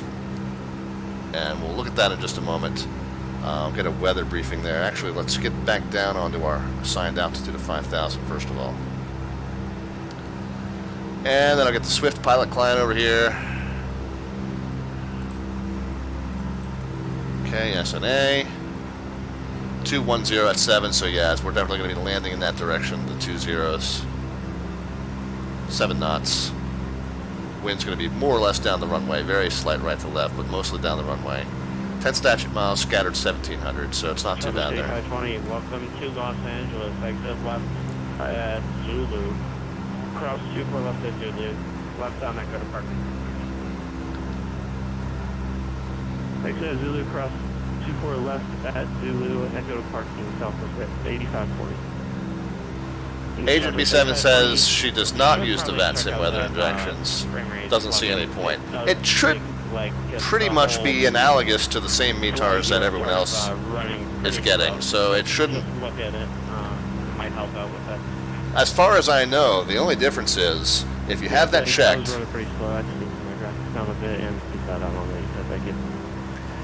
If you have that checked, it's getting its weather data from VATSIM, which is getting its weather data from NOAA or whatever web source. If you don't have it checked, Active Sky gets it directly from that web source. So it should still be the same data, but it just kind of is as a fail-safe to make sure that it's the same weather that VATSIM's getting. Should be more or less equivalent either way. That's my understanding. Take that with a grain of salt. I didn't program it, so. Alright, so we're much more stable now on 5,000 feet and direct to Seal Beach. Still 18 miles out.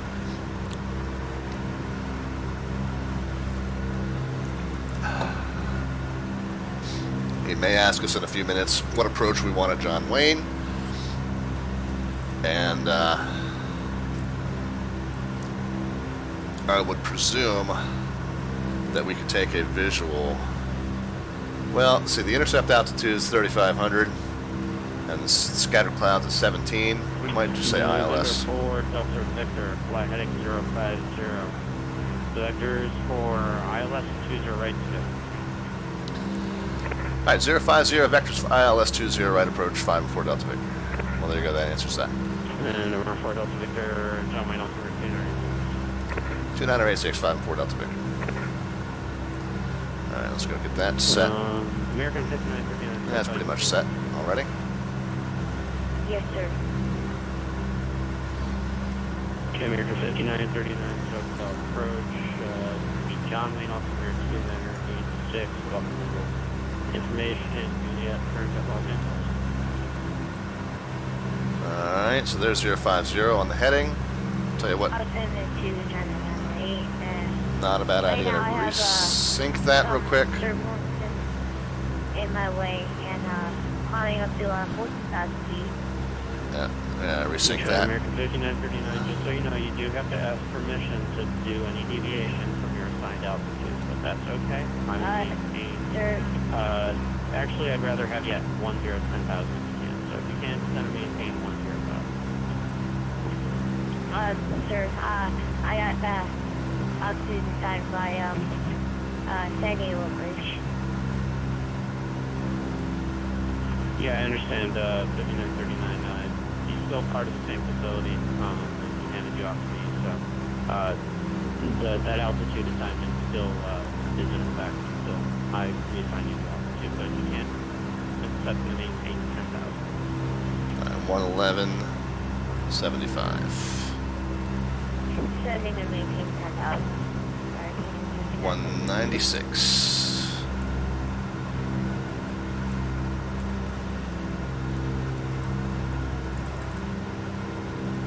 1, 2, 3, 4, 5, 6. Nope, other way. Potential aircraft so going to step away for 1 minute. 1, 2, 3, 4, 5, 6. Yeah, he's going to step away for a minute, probably get another beer.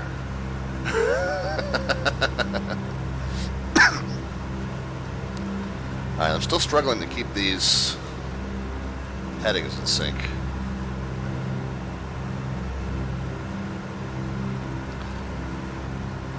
I'm trying to fly 050 on the directional gyro, but it's not lining up with what's on the compass. Of course, the compass is kind of bobbing and weaving around a little bit. So I think that's now got it, 050. Let's make sure it's lined up on that as well. And we slipped a little bit low. We're supposed to be at 5,000. We're at 47 and change.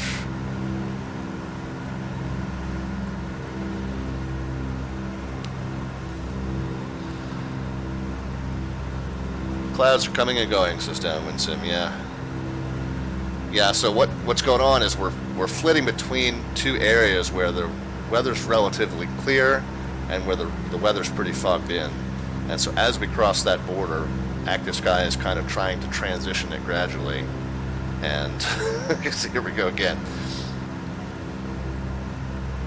So it is still better than the abrupt changes that you see with... All aircraft SoCal approach back on frequency. Enjoy your cold one, sir. So it's a little bit better than the abrupt transitions you see with some of the other weather engines, but it still does kind of have some indecision in it when you're passing between two regions with very different observations.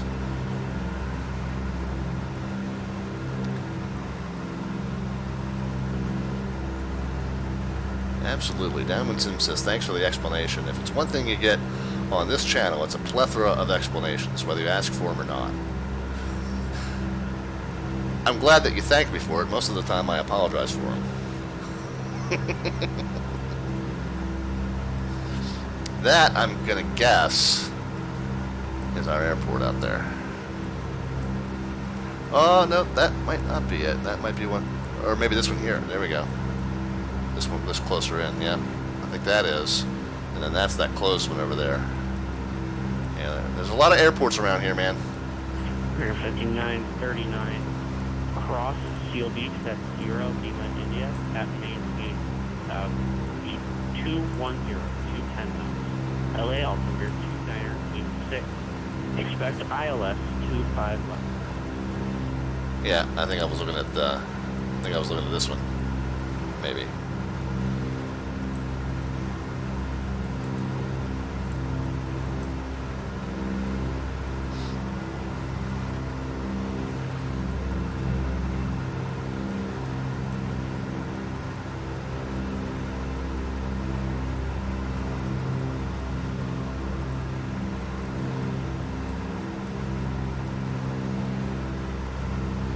So that might be Fullerton there.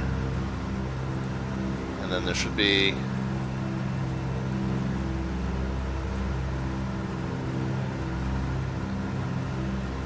Yeah, man. I'll tell you what. I've always said, oh, right in front of us. We're kind of headed right toward that one. Fullerton? Yeah. That's right off of the end of John Wayne. And I guess that's supposed to be the Disneyland park over there somewhere. Number 4, Delta Victor, 0205, Port Delta Victor.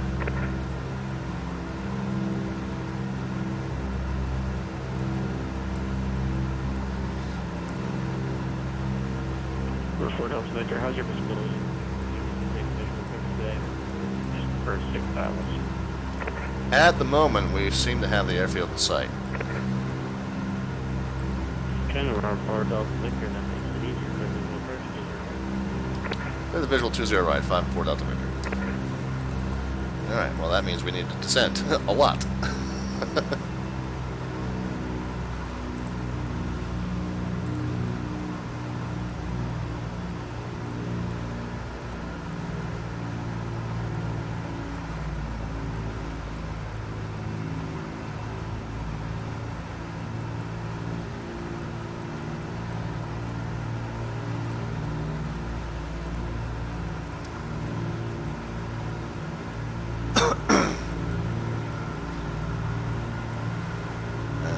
that's still it there, yeah.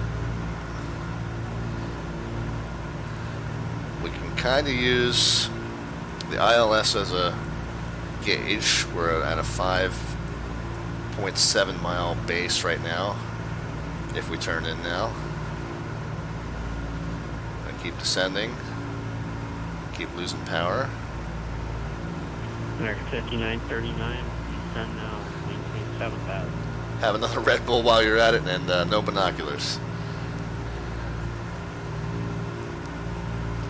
I'm going to try not to overdo the binoculars, but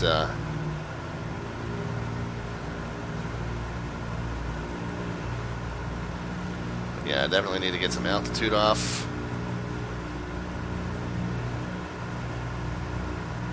And then I think we'll go ahead and start our base turn here.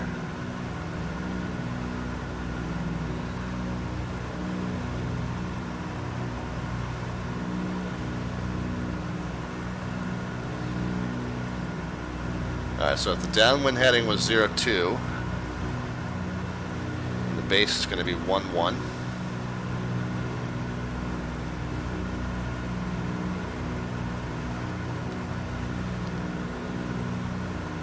Hey, this is American 69, send me to the top. I was going to say, 5979, there was, lots of, turbulence at the last speed. 5939, you broke up the whole second part of it. There's a lot of turbulence at 10,000 feet. Sorry, I had a little gnat fly in front of me. I don't know if you heard me blow on the mic there. Thanks for the report.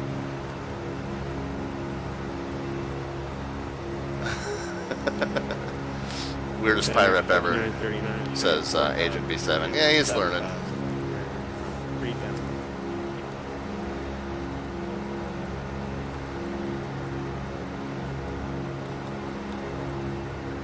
Alright, 120, we'll go flaps 1.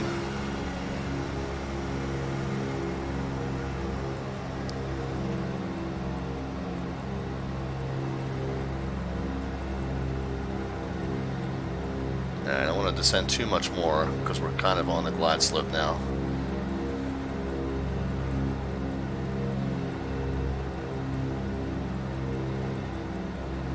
Start to turn in on my final though. Whoa, lost a lot of airspeed there. Let's get some power back in it.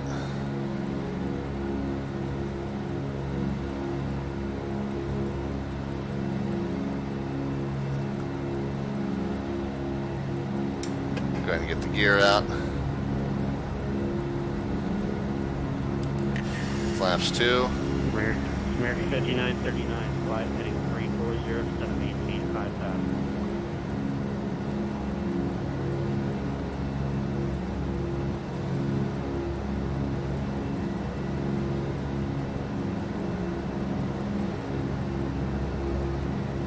Yeah, the runway in sight there. Flaps 3. Got the fuel pumps on. Alright, and we'll go flaps 4. Oops, flaps 4 is that way. Gears green, flaps are set and checked. 4 Delta Victor, wind 20072 right for the land. Clear to land 20 right, 5 and 4 Delta Victor. And we got our landing clearance. So we're good to go. Just get a little bit of correction on the glide slope end, localizer there. And a little bit slow. Let's get back up to 85 knots.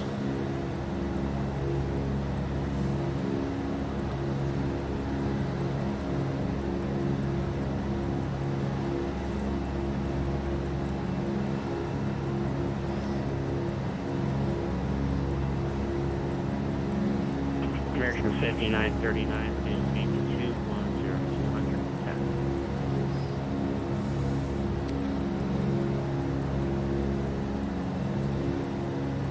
So yeah, we fasten your seatbelts and parachute straps. Well, this is a much longer runway than I would have had at Catalina, so if I mess this up, then I think maybe we'll call it a day.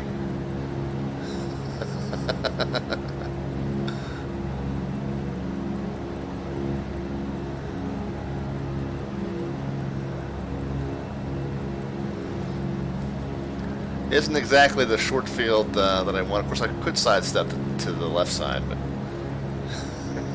5939. would have wanted to maybe make that decision about 2 minutes ago. 360.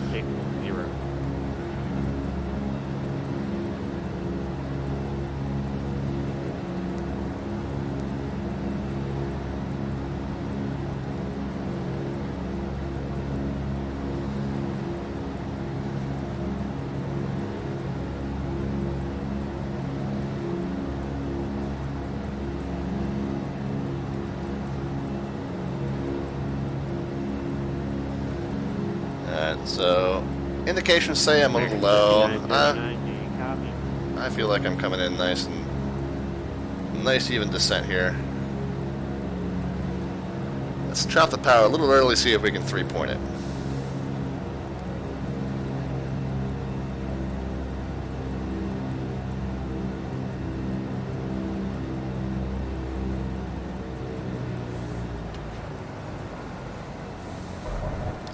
Well, didn't quite 3-point it.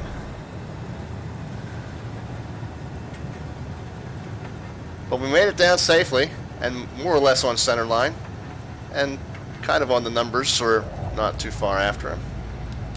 So had I done a short field landing here, I think we would have done pretty well. Good evening, Los Angeles Center. This is Cirrus SM50 Pretty happy with that. What do you guys think? Information Kilo request taxi to active runway for IFR flight plan to Sacramento. Touch up. Gonna hold short of the November 157. right side there. SoCal departure clearance on request. November 4 Delta Victor, welcome to John Wayne, cross 20 left and Charlie to parking via Alpha. Cross 20 left and parking via Alpha 5 and 4 Delta Victor, thanks. I don't know if we're on Charlie or not. Correction, that's at hotel. Okay, at whatever one we're on. 5 and 4 Delta Victor.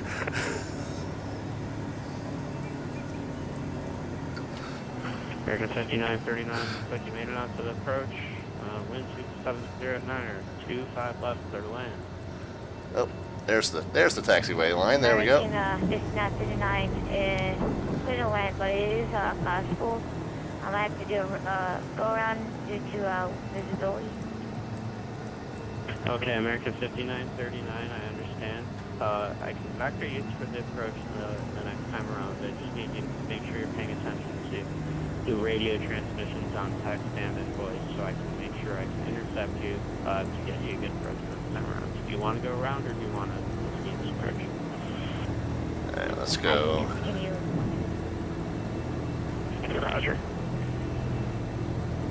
Yeah. 6157, I'm going to be sending you a text, explanation text. Just let me know if you can accept it. I'll tell you what, guys, and it's easy to make fun of the young learning pilot here that's doing his best. You know what my hat is off to him for, though? He's on a channel that's really not that busy. And if you're going to be learning, this is the perfect kind of channel to do that. And yeah, the controller's got a little bit of a tone with him. The kid's kind of struggling to follow instructions. So I get it, you know. If I'm the controller, I'm going to be a little perturbed too. But he picked exactly the right channel to do his learning. He's on a channel that 157, I'm going to be sending you a flight plan. isn't completely swamped with, you know, a dozen arrivals and departures, and so this is exactly the right situation for him to be learning in. So yeah, as much as it's kind of fun to listen to, and it's a little bit cringy at times also, you know, let's cut the kid a little bit of slack and hope that he learns from the experience and is a little bit better next time. We've all been there since Agent B7. Yes, exactly. I mean, it is cringy and fun to listen to, but, you know, again, we were all there. And, like I said, I'd much rather him be learning tonight than the other night when we had 50 planes lined up to come into Los Angeles. Let's see, with the taxi light on, landing light off, No smoking sign can come off. Pitot heat can come off. Cowls can go into open. Remember 66157, let me know if you can accept this routing. I'm not sure how up to date your net. There is lots to learn since downwind sim. Yes, there is. Yes, there is. I've heard way worse. He's having some difficulty, but I've heard way worse.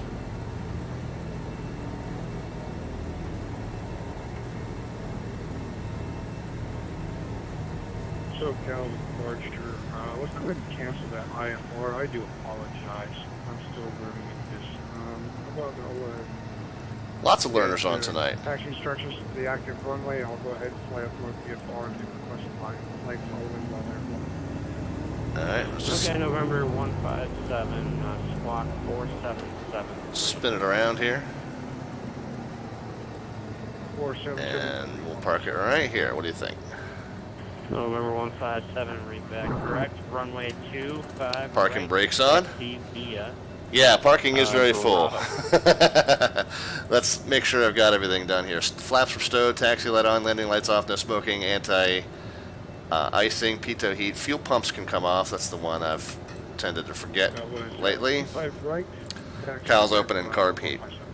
Alright, taxi light now can come off that we're American parked. 5939er, looks like you've gone around. I need you on a heading of 2.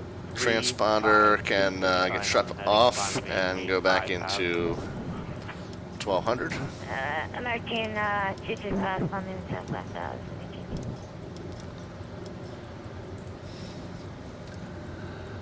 We will go ahead and cut the mix, both the engines. American 5939, radar contact, altitude indicates Magnetos 3000. Maintain 180. and generators. And we'll get the seatbelt signs off. Everybody can go ahead and start making their way out. Thank you for flying Winging It Airlines. And reset the trim. We'll check the fuel and ETA in just a moment. Go ahead and get the...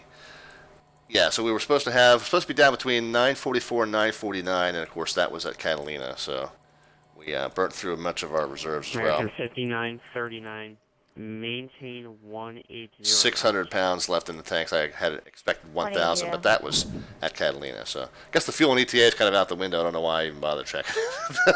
At this point, the inverter can come off, radio master can come off, beacon and nav lights can come off. Of course, the radio would American 5939, turn left. shut off when you do that, so we'll go ahead and disconnect ourselves from Turn left 0. Swift and wish our new friend there best of luck with the rest of his flight. What else we got? Panel instrument lights were not used, so they are already off. The fuel system can go off there. Cowls can go back to closed, and the master battery switch can go off.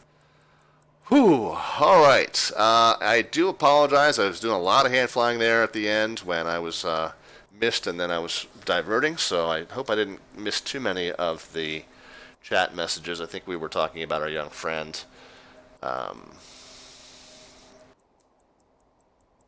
Clear to Agent B7, clear to land 25 left. Thank you for joining us, Agent B7. Appreciate you being here. Downwind Sim was complimentary of the landing as well. I thought it was pretty good. I was happy with it. Let's actually look at the ground track on that hold and diversion. It wasn't perfect. So the procedure turn, the procedure turn was okay, and then the track inbound was a little on the shaky side, but that's when we were starting to get into the soup. And then the diversion, again, it was a little bit not pointed straight at the VOR, so it was a little sloppy on that end. And so these were the vectors we were getting into the approach. Yeah, he was just trying to get us facing so that we could turn out and do that outbound turn without having to do a reversal on the VOR. So that's where he was vectoring us for. So that makes a little bit more sense now. But yeah, both of those were, again, it looks like a little bit drawn by a 3-year-old, but they weren't too bad. And then the approach and landing here at John Wayne looked pretty solid. So Yeah, so overall I wasn't completely displeased with it, and of course the plane flies beautifully as it tends to do. Haven't ever had any issues with that, so yeah, another good flight in the Aeroworx DC-3. Again, if you are looking for that online, it is freeware. It is called the Aeroworx with a X at the end. X is an X-ray at the end. AEROWORX. It's a freeware add-on for XP11. There is a version of it. It's actually converted from a freeware model that is for FSX and P3D. It's called the Digital Dakota Works. That's the one you should look for if you're on FSX and P3D, and it's basically the same model. So, Ken Pryor, Dan Winsimbo said they enjoyed the stream. Thank you guys for checking in. As always, appreciate having you here. It was a good fun night. Some good chats going on, and appreciate the kind words, and glad you had fun. Let's talk real quick about what's coming up as we look at the massively cluttered parking lot here. I wonder how many of these Skyhawks I ran over in my little turn around there. But let's talk about what's coming up on the stream. I did just readjust the weekly schedule again, and I apologize that it seems like every other month I'm flipping the schedule around on you guys. But just with the summertime settling in and a lot of stuff going on here at the Slant Alpha household, it just seems easier if I cut to just the Monday and Friday night flights. So we'll do those at 8 p.m. Eastern Time, which is going to be, at least during the summer, that means it's going to be Tuesday at midnight Zulu and Saturday at midnight Zulu. So we'll just do the 2 per week for now. But I will tell you that with that, I do plan on looking for some special VATSIM events and some other stuff going on that I'll pop and do some surprise streams on. So do keep up with us on social media. We'll definitely let you know if there's a last-minute opportunity to add an extra flight in. But otherwise, look for us on Monday nights and Friday nights, 8 p.m. Eastern Time, which again is midnight Zulu time on the next day ahead. So that'll be the schedule for now. Now, coming up this week, I'm on Norfolk Tower for VATSIM ZDC's event coming up on Friday. DC's got the Friday night ops, so I'm doing some air traffic control instead of flying for you guys. But I'll be over there manning Norfolk Tower. We're doing a Friday night ops called Hit the Beach, featuring Norfolk Airport. It's an airport that we don't do a lot of VATSIM events at. It is a little bit of a smaller airport, so it's going to be a challenge for the controllers to keep the lines sequenced. And it's going to be a challenge for me as the tower controller just to keep everybody from hitting each other on the runways. But if you want to fly into Norfolk on Friday night, that's where I'll be, and I will talk to you then there. Otherwise, the following week we're going on vacation, so we're going to miss the next Monday on July 1st as well. So the next flight I'm doing for you guys is Friday, July 5th, and that's going to be a super special one. I would encourage you all to come and bring your planes and fly with us that night. Friday, July 5th. We're going to do it an hour earlier than normal. Friday, July 5th at 7 p.m. Eastern, 2300 Zulu. That's a celebration of Slant Alpha Adventure's first anniversary. We launched the stream on July 1st last year, and one of the first flights that we did after a couple of test shows with some general patterns and stuff, one of the first full episodes that we did was a flight from Bradley International Airport in Hartford, Connecticut, out to Portland, Maine, PWM, Portland Jetport in Maine. So we're going to recreate that flight, Bradley to Portland. It's about 146 miles, so bring something low and slow, and let's all fly out there together and kind of recreate one of those first Slant Alpha episodes. And then that's going to be a fairly short one, so I think if we are all up for it, we can maybe do another leg, and maybe continue on up to Augusta or something in upstate New York or something like that. We can kind of play that one by ear. But that's coming up Friday, July 5th. So that's the next stream coming up for you, Friday, July 5th, 7 p.m. Eastern Time. And then after that, we get back to the Monday, Friday sequence. Monday the 8th, we're going to resume the great BE58 Lower 48 State Tour, legs 22 and 23 of that. So we're coming up on the halfway point. And that's going to be our smaller edition of Cross the Pond, where we're going to cross over the Lake Michigan as part of the second leg of that flight. So that's Monday, July 8th. All right, so in the meantime, you can always keep up with us on our social media. We're at Slant Alpha on Twitter. We're Slant Alpha on Facebook. You can catch our old broadcasts on our YouTube channel. If you just put in the search terms Slant Alpha Adventures with spaces, that'll pop right up for you.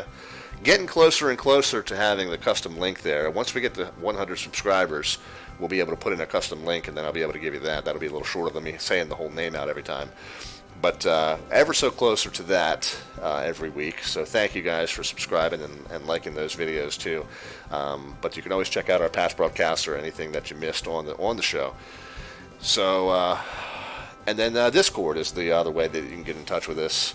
Discord.gg and then / and then that little jumble down in the lower right hand side of the screen if you want to check us out that way. You can participate in the discussion. You can ask questions about something that you saw, something that I did or didn't do, or why do I prefer these planes, or what other stuff do I like, or what's going on in the simulation world, or whatever. Just participate in the discussion on whatever on either the Facebook page or the Discord page or the Discord channel. So yep, keep in touch. Again, I will not be talking to you until a week from Friday back on the stream, but in the meantime, travel safely in your own adventures, and we'll be here back for you soon.